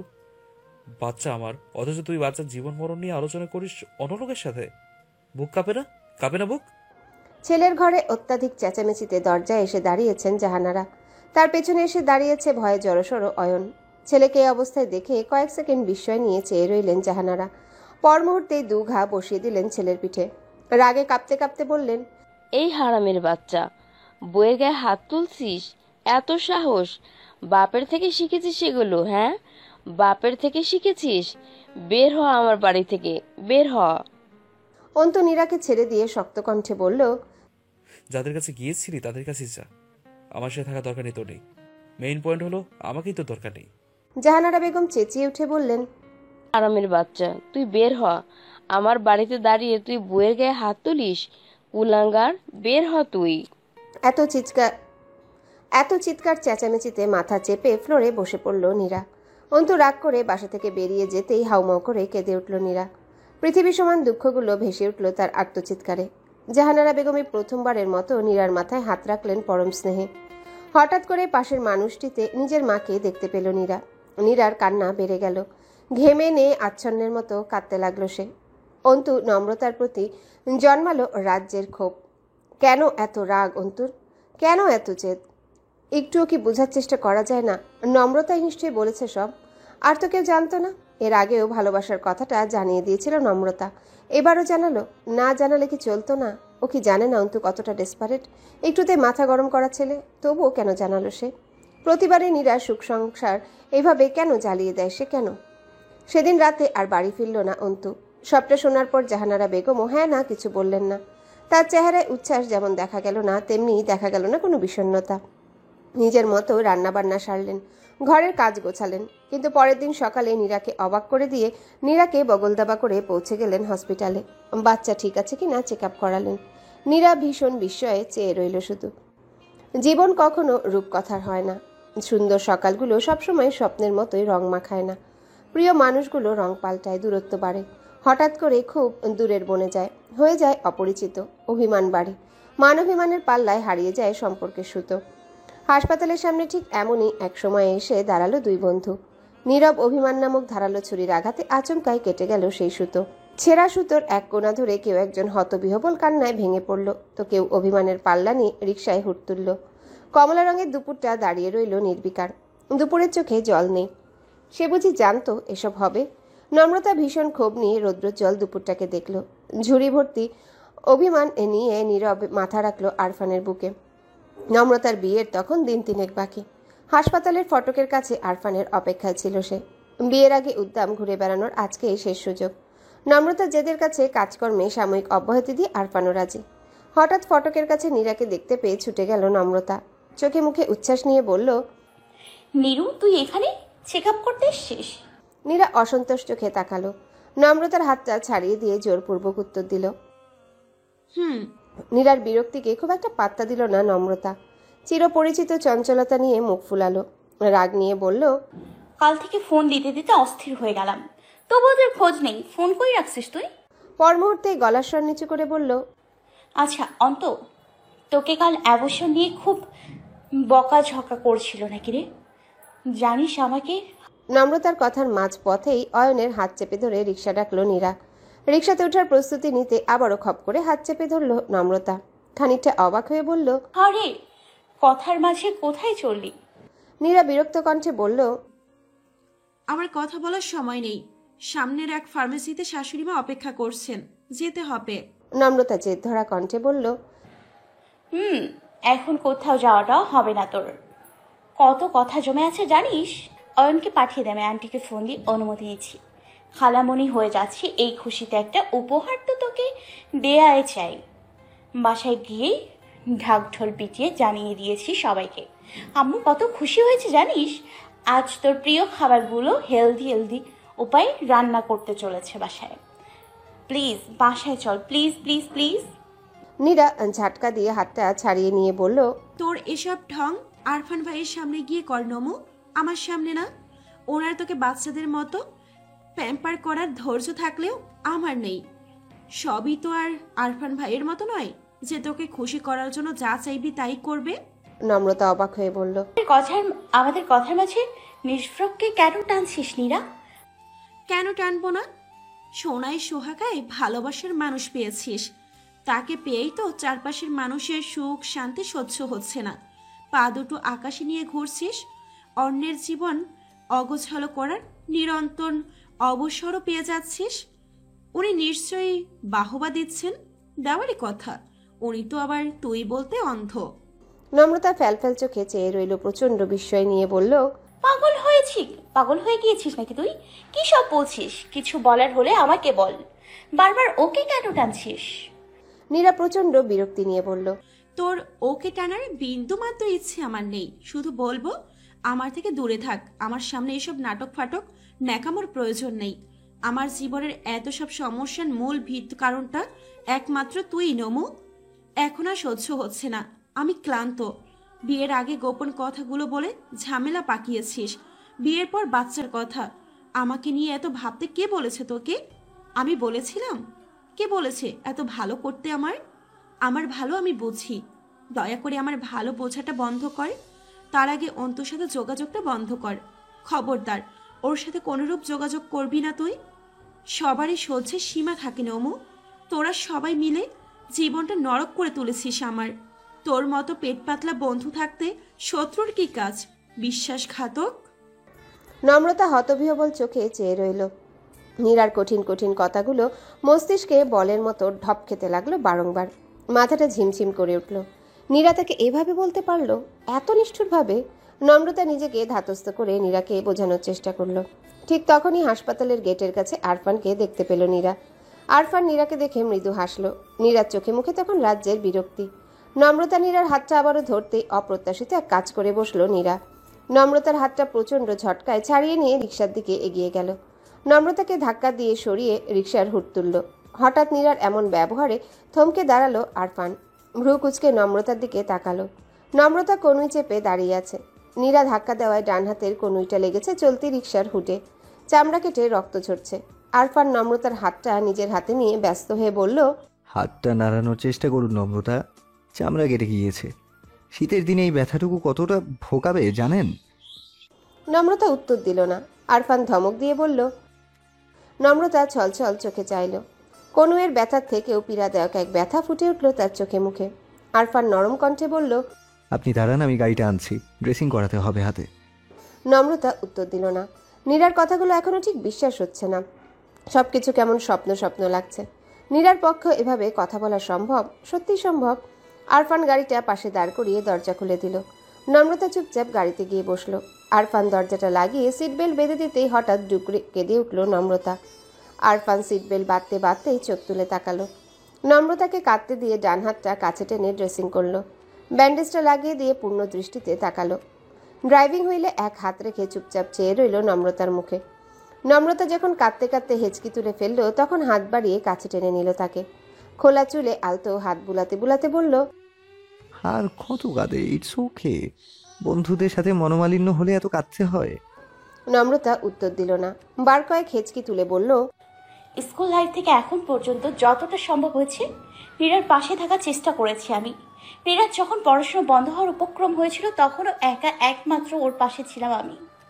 মাঝে ওর অনুভূতির কথা বলে দেওয়াটা অন্যায় হয়েছে, কিন্তু কথাগুলো বলে দিয়েছিলাম বলেই তো একে অপরকে পাওয়ার স্বপ্নটা পূরণ হয়েছে ওদের। কিভাবে অতগুলো কথা শোনাতে পারলো আমায়? ওর কি একটু কষ্ট হলো না এতদিনের বন্ধুত্বকে চোখের পলকে বিশ্বাসঘাতক বলে ফেললো? ও কিভাবে বলতে পারলো আমি যেন অন্তর সাথে যোগাযোগ না রাখি? অন্তকে আমার বন্ধু নয়। কাল রাতে অন্তকে ফোন দিয়ে কথা শুনিয়ে দিল, বকাবকি করলো, প্রেগনেন্সির ব্যাপারে জেনেও কেন তাকে জানাইনি, ইত্যাদি ইত্যাদি। ওরা আমাকে পেয়েছে নাকি? আরফান দীর্ঘশ্বাস ফেলল। হাসার চেষ্টা করে বলল, আপনি তো জানেন নীরা প্রেগনেন্ট। কনসিভ করলে মুড সুইং হয়, মেজাজ খারাপ থাকে। নীরাও হয়তো আপসেট ছিল। এই সময় কি এত ভেবেচিন্তে কথা বলে? আপনি ফ্রেন্ড হয়েও যদি রাগ করে বসে থাকেন তাহলে কিভাবে হবে? ওর মানসিক অবস্থাটা তো বুঝতে হবে, তাই না? নীরা নিশ্চয়ই ইচ্ছে করে বলেনি, হয়ে গিয়েছে, ইটস ওকে। আর কান্নাকাটি করা লাগবে না রে বাবা। আপসেট থাকলে আমার হার্ট করে কথা বলতে হয়? আমি তো কখনো বলি না। তবু মানলাম ওর মন খারাপ ছিল, আমাকে যা ইচ্ছে বলেছে, বলার অধিকার আছে, কিন্তু শুধু শুধু আমাকে টেনে কথা কেন বললো? আমি তো কখনো অন্তকে টেনে কিছু বলি না। আরফান এবার হেসে ফেলল। নম্রতা চোখ মুছে সরে বসলো। কপট রাগ নিয়ে বলল, একদম হাসবেন না, হাসার মতো কিছু হয়নি। ও বলে আপনি নাকি। নম্রতাকে মাঝপথে থামিয়ে দিয়ে দীর্ঘশ্বাস ফেলল আরফান। নম্রতার আহত হাতটা আলতো করে নিজের হাতে তুলে নিয়ে বলল, আপনার বন্ধু আমাকে নিয়ে আপনাকে কি বলেছে সেটা আপনার আর আপনার বন্ধুর ব্যাপার। সেখানে আমি কেউ নই। অন্যের বলা কথা তৃতীয় ব্যক্তি হয়ে আমি শুনবো না। নীরা শোনানোর হলে আমার সামনেই বলতো। সে যেহেতু শোনাতে চায়নি সেহেতু আপনিও বলবেন না, আমিও শুনবো না। এতেই নীরাকে অসম্মান করা হবে। আর আমার শ্যামলতা কাউকে অসম্মান করে কথা বলতেই পারে না, তাই না? ভুল ধারণা। আপনার শ্যামলতা অত্যন্ত বেয়াদব, কাউকে ছেড়ে কথা বলে না। আরফান ঠোঁট টিপে হেসে বলল, তা তো দেখলামই। ধাক্কা খেয়ে হাত কেটে বাচ্চাদের তো কেঁদে ফেলেও কোনো প্রত্যুত্তর এলো না। মহারানী সব তেজ, অভিযোগ শুধু আমার সাথে। নম্রতা মন খারাপ করে বলল, আমি ভীষণ রেগে আছি। নীরা সরি না বললে ওর সাথে একদম কথা বলবো না। আরফান হাসলো। মাথায় গিয়ে নম্রতার কপালে আলতো ঠোঁট ছুঁয়ে বলল, আচ্ছা বন্ধুদের সাথে বেশি বেশি রাগ করতে দিন, তবে অল্প অল্প রাগ করা যেতে পারে। আপনি বরং অল্প একটু রেগে থাকুন। নম্রতা মুখ ফুলিয়ে বসে রইল, উত্তর দিল না। কিছুটা সময় নীরব কাটলো। আরফান গাড়ি ঘুরিয়ে রাস্তা ধরে প্রশ্ন করল, বাসুরাতে উপহার দেয়া নাকি বাধ্যতামূলক নম্রতা? আমার এই বিষয়ে কোনো আইডিয়া নেই। আপনি বলুন উপহারে কি চান? নম্রতা সিটে গা এলিয়ে উদাস কণ্ঠে বলল, কে দিতে চান? আপনি যা চাইবেন তাই। নম্রতা এক পলক তাকালো, স্থির চেয়ে থেকে বিড়বিড় করলো। যাচাই কোথায় কিছু। নম্রতা উত্তর না দেওয়ায় ঘাড় ফিরিয়ে চাইলো আরফান। ভ্রু নাচিয়ে বলল, কি হলো বলুন, কি চাই? শোনা কিছু না কেন? উপহারটা তোলা থাকুক, আমি ভেবে চিনতে চাইবো। আরফান সন্ধিহান চোখে চাইলো, পর মুহূর্তেই হেসে বলল, আচ্ছা, রাজার উপহারটা তোলা থাকুক, সেটা যখন চাইবেন তখনই দেব। এখন একটা পেয়াদা উপহারের কথা বলুন না হয়। নম্রতা কপাল কুঁচকে হাসলো। পেয়াদা উপহার আবার কি? আরফানের সাথে থাকা সময়টুকু হাসি খুশি কাটলেও বাড়ি ফিরে মন খারাপ হয়ে গেল নম্রতার। রাতে থেকে থেকে কান্না পেল। আরফান ঘন্টায় ঘন্টায় ফোন দেওয়ার পরও মন ভালো হলো না। প্রচণ্ড অভিমান নিয়ে শক্ত এক সিদ্ধান্ত নিয়ে ফেলল। বিয়েতে নীরার সাথে কথা টথা কিছু বলবে না, চুপচাপ বসে থাকবে, ডাকলেও তাকাবে না। নম্রতার প্রতিজ্ঞা বেশিক্ষণ টিকল না। নম্রতাকে অবাক করে দিয়ে অন্তু নীরা বিয়েতেই এলো না। নাদিম নিরুদ্দেশ। ছোঁয়া রঞ্জন ভিডিও কলে শুভেচ্ছা জানালে অন্তুর ফোনটা এলো বিয়ের দিন সকালে। ভীষণ মন খারাপ কণ্ঠে বুঝালো কিছুদিন আগে চাকরির পরীক্ষা দিয়েছিল, তার ইন্টারভিউ কার্ড এসেছে। ইন্টারভিউ ডেট আজই। ইন্টারভিউ রেখে বিয়েতে যাওয়া যাচ্ছে না। এদিকে নীরাও অসুস্থ, ওকেও একা বিয়েতে যেতে দিতে পারছে না। নম্রতা যেন রাগ না করে। প্রায় সাথে সাথে রাগ নিয়ে ফোন কাটলো নম্রতা। তার বারবার মনে হতে লাগলো ইন্টারভিউ কিছু নয়, নীরার সাথে ঝগড়া হয়েছে বলেই আসছে না ওরা। পুরো বন্ধু মহলের প্রতি ক্ষোভ জন্মালো নম্রতার। সবচেয়ে ক্ষোভ জন্মালো নাদিমের উপর। হঠাৎ কেন হারিয়ে গেল সে? ছোঁয়ার বিয়েতে নাদিম বলেছিল নম্রতার বিয়েতে মোটা অঙ্কের টাকা উসুল করবে সে। সেই টাকা ভাগাভাগি করা নিয়ে বন্ধুদের মধ্যে কত বাগবিতণ্ডা হয়েছিল সেদিন। একদম বন্ধুহীনভাবেই বিয়েটা হয়ে গেল নম্রতার। আরফানের চেষ্টায় মন খারাপ ভাবটা তাড়া না করলেও অভিমান অভিযোগে এক বিন্দু ছাড় দিল না নম্রতা। রাগ করে বন্ধুদের সাথে যোগাযোগ বন্ধ করলো। নীরা অন্তুর খোঁজটোজও রাখলো না আর। কঠিন সিদ্ধান্ত, কারোর সাথে কথা বলবে না, একদম না। নম্রতার বিয়ের পরে সময়গুলো যেন হাওয়ার বেগে ছুটতে লাগলো। হাওয়ায় মিঠাইয়ের মতো মিলিয়ে যেতে লাগলো সেকেন্ড, মিনিট, ঘন্টা। নতুন সংসার সামলানো, নতুন সম্পর্কগুলোতে মানিয়ে নেওয়া, এসবেই কেটে গেল বেশ কয়েক মাস। এসবের মাঝে বন্ধুদের সাথে যোগাযোগ আর রইল না। সবাই সবার মতো ব্যস্ত। এই ব্যস্ততার একঝাঁক অভিমানে নম্রতাও যোগাযোগের চেষ্টা করলো না। বিয়ের প্রায় 4-5 মাস পর মাস্টার্সের ক্লাস জয়েন করতে গিয়ে হঠাৎ এক খবরে থমকে গেল নম্রতা। পরিচিত এক ক্লাসমেটের কাছে জানতে পারলো নীরার বাচ্চাটা বেঁচে নেই। প্রেগন্যান্সির 20-22 সপ্তাহে মিসক্যারেজ হয়ে গেছে তার। অন্তু নীরা কেউই এখন ঢাকায় নেই। অন্তু চাকরিটা চট্টগ্রামে, নীরাকে নিয়ে সেখানেই তার বাস। প্রায় 1-2 মাস আগে চট্টগ্রামের এক মার্কেটে দেখা হয়েছিল তাদের। পুরো খবরটা শুনে মনটাই ভেঙে গেল নম্রতার। বুকের কোথাও চিনচিনে ব্যথা করে উঠল, বুক বেয়ে বেরিয়ে এলো দীর্ঘশ্বাস। এক সময়কার মজবুত সম্পর্কগুলো চোখের সম্মুখে শিথিল হয়ে এলো, ছিঁড়ে গেল সুতা। আঁকড়ে ধরার চেষ্টাটা আর রইল না। ব্যস্ততা, বাস্তবতা আর মান অভিমানের করাঘাতে জীবনের কোমল ধারাগুলো অচেনা সাগরে ডুব দিল, মিশে গেল অতলে। রাত 11টা কি 12টা বাজে। আষাঢ় মাস, চারিদিক অন্ধকার করা বৃষ্টি, শহর জুড়ে লোডশেডিং। ল্যাম্পপোস্টের আলো জ্বলছে না, রাস্তায় হাঁটু পানি জল, পথঘাট ফাঁকা, গাড়ি ঘোড়া পাওয়া দুষ্কর। এমন আষাঢ়ে নিঝুম রাতে রিকশায় বসে আছে আরফান। রিকশার পাতলা কাগজ জড়িয়েও লাভ হচ্ছে না বিশেষ। হাতের ঘড়ি, ফোন সব ভিজে একাকার। ভেজা চুল থেকে টুপটাপ জল গড়াচ্ছে। রিকশা চালক উদ্দাম গতিতে ছুটছে, আশেপাশে কিছু দেখছে বলে মনে হচ্ছে না। আধা হাত জলে ঢাকা রাস্তায় টর্চ লাইটের অল্প আলোতে কিভাবে রাস্তা নির্ধারণ করা হচ্ছে জানা নেই আরফানের। আরফান দীর্ঘশ্বাস ফেলল। ঝড়ের গতি বাড়ছে, যে কোনো সময় দুর্ঘটনা ঘটে যেতে পারে। 3 গুণ টাকা দিয়ে ভাড়া করা রিকশাটা ছিটকে গিয়ে পড়তে পারে বিশাল কোনো নর্দমায়। আরফান কপাল কুঁচকে ঘড়ি দেখার চেষ্টা করলেও দেখা যাচ্ছে না। ঘড়িটা এখনো ঠিকঠাক সময় দিচ্ছে কিনা সেও ভালো বোঝা যাচ্ছে না। রিকশা চালকের বয়স অল্প, ছটফটে কথা বলার অভ্যাস। ঝড়ের ঝাপটা পাড়ি দিতে দিতেই চেঁচিয়ে বলল সে, এই ঝড় বৃষ্টির রাইতে বাইরেছেন কেন স্যার? আপনার জন্য আমারও আইতে হইল। একটা ঠাডা বললে কেল্লা ফতে। আজকাল বৃষ্টির থেকে ঠাডার খবর বেশি শুনি। এই ঝড়ের মধ্যে বাইর হওয়া উচিত হয় নাই। আরফান জবাব দিল না। তার কপাল কুঁচকে আছে, মাথায় চলছে অসংখ্য চিন্তা। তার মাঝে সবচেয়ে গুরুত্বপূর্ণ চিন্তা হলো নম্রতা। নম্রতা রাতে ভয় পায়। নিশ্চয়ই ঝড় বৃষ্টির রাতে ভয়ে সিটিয়ে আছে সে। মেয়েটা ভীষণ জেদি, ভয় পাবে তবু নিচে নামবে না, মায়ের কাছে বসবে না, ভয় নিয়ে আরফানের জন্য অপেক্ষা করবে। আরফান পৌঁছানোর পর ইচ্ছে মতো রাগ দেখিয়ে মায়ের কাছে ঘুমাতে যাবে। নম্রতা কোথায় ঘুমাচ্ছে তা নিয়ে আরফানের বিন্দুমাত্র মাথা ব্যথা নেই। তার আসল মাথা ব্যথাটা নিজের ঘুম নিয়ে। বিয়ের পর ভীষণ বাজে একটা অভ্যাস হয়েছে তার। নম্রতা আশেপাশে না থাকলে ঘুম হয় না, হাঁসফাঁস লাগে, মন ছটফট করে। সকাল হতেই মাথা ভার, মেজাজ খারাপ, প্রচণ্ড হেডেক। বিগত 2 বছরে সমস্যাটা তরতর করে বাড়ছে। এই নিয়ে বিয়ের 6 মাসের মাথায় বাজে একটা কাণ্ড ঘটিয়ে ফেলেছিল আরফান। নম্রতা তখন বাবার বাড়ি থাকছে। আরফান প্রথম রাত ঠিকঠাক কাটালো, দ্বিতীয় রাতে নম্রতার সাথে চাপা রাগ দেখালো, তৃতীয় দিনে রাত 2টোর সময় পৌঁছে গেল শ্বশুর বাড়ি।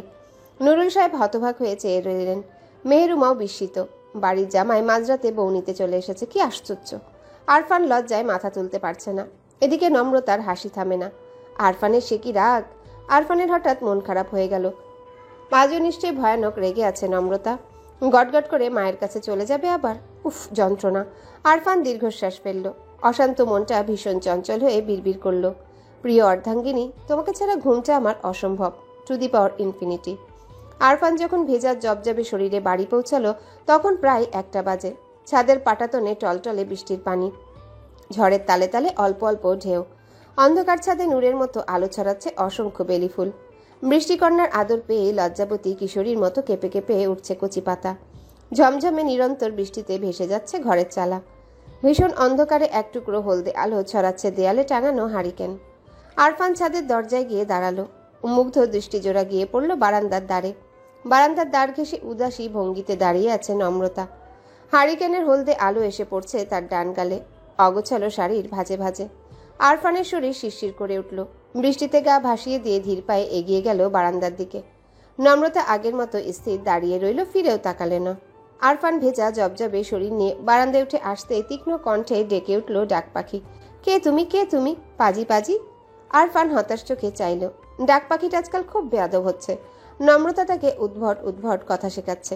সেই কথাগুলো আরফানকে দেখা মাত্রই উগরে দেওয়া হয়ে উঠেছে ডাক পাখির ভৃত্যগত দায়িত্ব। আরফান মাথাটা হালকা ঝুঁকিয়ে আলতো ফু দিল নম্রতার কানে। আরফানের চেষ্টা ব্যর্থ হলো, নম্রতার সাড়া পাওয়া গেল না। আরফান ছোট্ট একটা নিঃশ্বাস ফেলে ভেজা হাত বাড়িয়ে নম্রতার কপালে চুলগুলো কানের পাশে গুজল। ভিজে যাওয়া ডাক্তারি ব্যাগটা পাশে রেখে মৃদু কণ্ঠে বলল, খুব বেশি রেগে আছেন ম্যাডাম? নম্রতা উত্তর দিল না। ডাক পাখি কি বুঝে বারংবার একই শব্দ আওড়াতে লাগলো, মন খারাপ, মন খারাপ, মন খারাপ। আরফান ভ্রু কুঁচকে তাকালো। ডাক পাখি তার বিরক্তি ধরতে পারল বলে মনে হলো না। আরফান দীর্ঘশ্বাস ফেলে বলল, হঠাৎ ব্যস্ত হয়ে পড়েছিলাম, রাতে ডিউটি না হলেও কাজ থাকে না বলুন। হঠাৎ এমার্জেন্সি পড়লে তো পেশেন্ট রেখে আসা যায় না নম্রতা। নম্রতা উত্তর দিল না। আরফান আচমকায় তার হাত টেনে নিজের দিকে ফেরালো। হালকা কাছে টেনে ভেজা হাতটা নম্রতার গালের উপর রাখলো। ছোট্ট করে বলল, আমি সরি, আর হবে না। খুব বেশি ভয় পেয়েছিলেন? নম্রতা হাতটা সরিয়ে দিয়ে ঘরের দিকে পা বাড়াতেই পেছন থেকে আঁচল টেনে ধরল আরফান। ভেজা শরীরে দুই বাহু বাড়িয়ে জড়িয়ে ধরে বলল, হ্যাঁ মহারানী, কথা বলছেন না কেন? বললাম তো আর হবে না। ব্যারিস্টার সাহেবের মেয়েকে অন্তরের অন্তঃস্থল থেকে সরি জানাচ্ছে এই মাসুম। নিরাপদ ডাক্তার, এবারের মতো ক্ষমা করুন প্লিজ। নম্রতার মন গলল না। আরফানের শক্ত বাঁধন ছাড়িয়ে চুপচাপ ঘরে ঢুকে গেল সে। আরফান খুব ভালো করে জানে বউ আজ ঘরে থাকবে না। দেরি করার শাস্তিস্বরূপ ছাতা হাতে সুরসুর করে শাশুড়ির ঘরে বিছানা পাতবে। আরফান দ্রুত ভাবার চেষ্টা করলো। নম্রতা ছাতা হাতে বেরিয়ে দেখলো আরফান নেই। বারান্দা পেরিয়ে ছাদে এসে দাঁড়ালো। অন্ধকারে আশেপাশে চোখ বুলালো। কোথায় গেল আরফান? নম্রতাকে চমকে দিয়ে আচমকায় পেছন থেকে পাজা কোলে তুলল আরফান। নম্রতার হাতে ছাতা সরে গেল। ঝমঝমে বৃষ্টিতে ভিজে গেল সারা গা। নম্রতা চোখ মুখ কুচকিয়ে চেঁচিয়ে উঠল, আরে কি করছেন? নামান, ভিজে গেলাম। আরফান নম্রতাকে কোলে নিয়ে দুই একটা চক্কর দিল ছাদে। ছপছপ করে উঠল জমে থাকা জল। নম্রতা বেকায়দায় পড়ে ছাতা ফেলে দুই হাতে গলা জড়িয়ে ধরল। বৃষ্টির দাপটে চোখ দুটো ছোট ছোট করে বলল, কি হচ্ছে?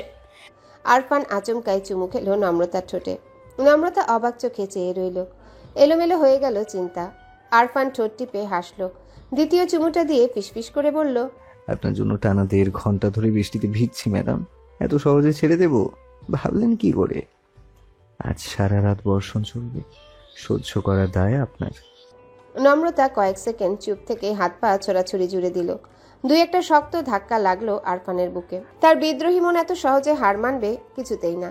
নম্রতার বাচ্চা মতে হেসে ফেলল আরফান। নম্রতাকে নামিয়ে দিয়ে বিদ্রোহী হাত দুটোকে এক হাতে পিচমোড়া করে চেপে ধরল আরফান। ভ্রু নাচিয়ে বলল, কথাটা বলেই হাসলো আরফান। নম্রতা ভাব নিয়ে বলল। আরফান উত্তর দিল না। নম্রতার ভেজা জবজবে চুলগুলোতে আঙ্গুল বুলালো। চুলগুলো খুব মনোযোগ দিয়ে গোছালো। দুই আঙ্গুলের ডগা দিয়ে পাশের গাছ থেকে দুটো বেলি ফুল তুলে এনে খুব যত্ন করে গুজে দিল নম্রতার কানের পাশে। আরো কিছু ফুল ছিঁড়ে নিয়ে আলতো চুমু খেলো নম্রতার কপালে। নম্রতার হাত দুটো মুক্ত করে ভেজা চুলে একের পর এক ফুল গুজতে লাগলো আরফান। কালো চুলগুলো শুভ্র ফুলে সাজাতে ব্যস্ত আরফানের দিকে মুগ্ধ চোখে চেয়ে রইল নম্রতা। অসম্ভব সুন্দর চোখ দুটোর কুঞ্চন প্রসারণে বিমোহিত হলো দৃষ্টি। রাগ অভিমান ধুয়ে গেল। অন্যরকম অনুভূতিতে ধুকপুক করে উঠল বুক। প্রেয়সীকে মন মতো সাজিয়ে নিয়ে চোখ তুলে তাকালো আরফান। মিষ্টি এসে চুমু খেলো প্রিয়তমার চোখে। নম্রতা চোখ বুঝলো। ছাড়া পেয়েও নম্রতাকে ঠায় দাঁড়িয়ে থাকতে দেখে বাঁকা হাসলো আরফান। শিকার বশ মেনেছে বুঝতে পেরে ঘাড় নুইয়ে ফিসফিস করে বলল, মুক্ত করছি, গর্দান নেবেন না মহারানী। নম্রতা এক পলক চেয়ে মাথা নিচু করলো। ভীষণ লাজুল মুখটি তুলে বলল, মহারানীর গর্দা নয়, বর্ষণ চাই। আরফানের হাসি বিস্তৃত হলো। ভেজা শীতল হাত দুটো নম্রতার মসৃণ কোমরের উপর রাখলো। নম্রতাকে কাছে টেনে নিতে নিতে আষাঢ়ে আকাশের দিকে চাইল। পর মুহূর্তে চোখ ফিরিয়ে চোখ রাখলো প্রিয়তমার চোখে। ফিসফিসিয়ে বলে, প্রেমময় বর্ষণ এত সুন্দর কেন শ্যামলতা? ঘড়িতে 10টা বাজে।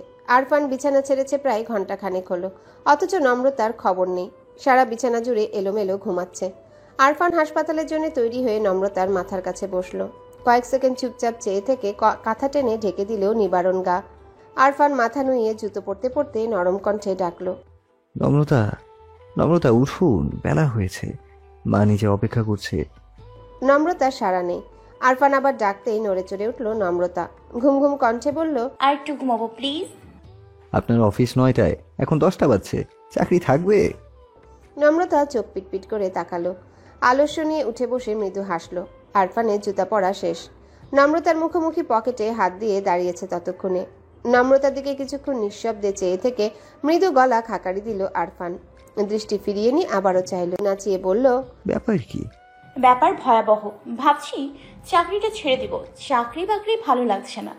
2 বছর চাকরি করে শখ মিটে গিয়েছে। ভাবছি কিছুদিন বাপের টাকাই খাবো। চলবে না?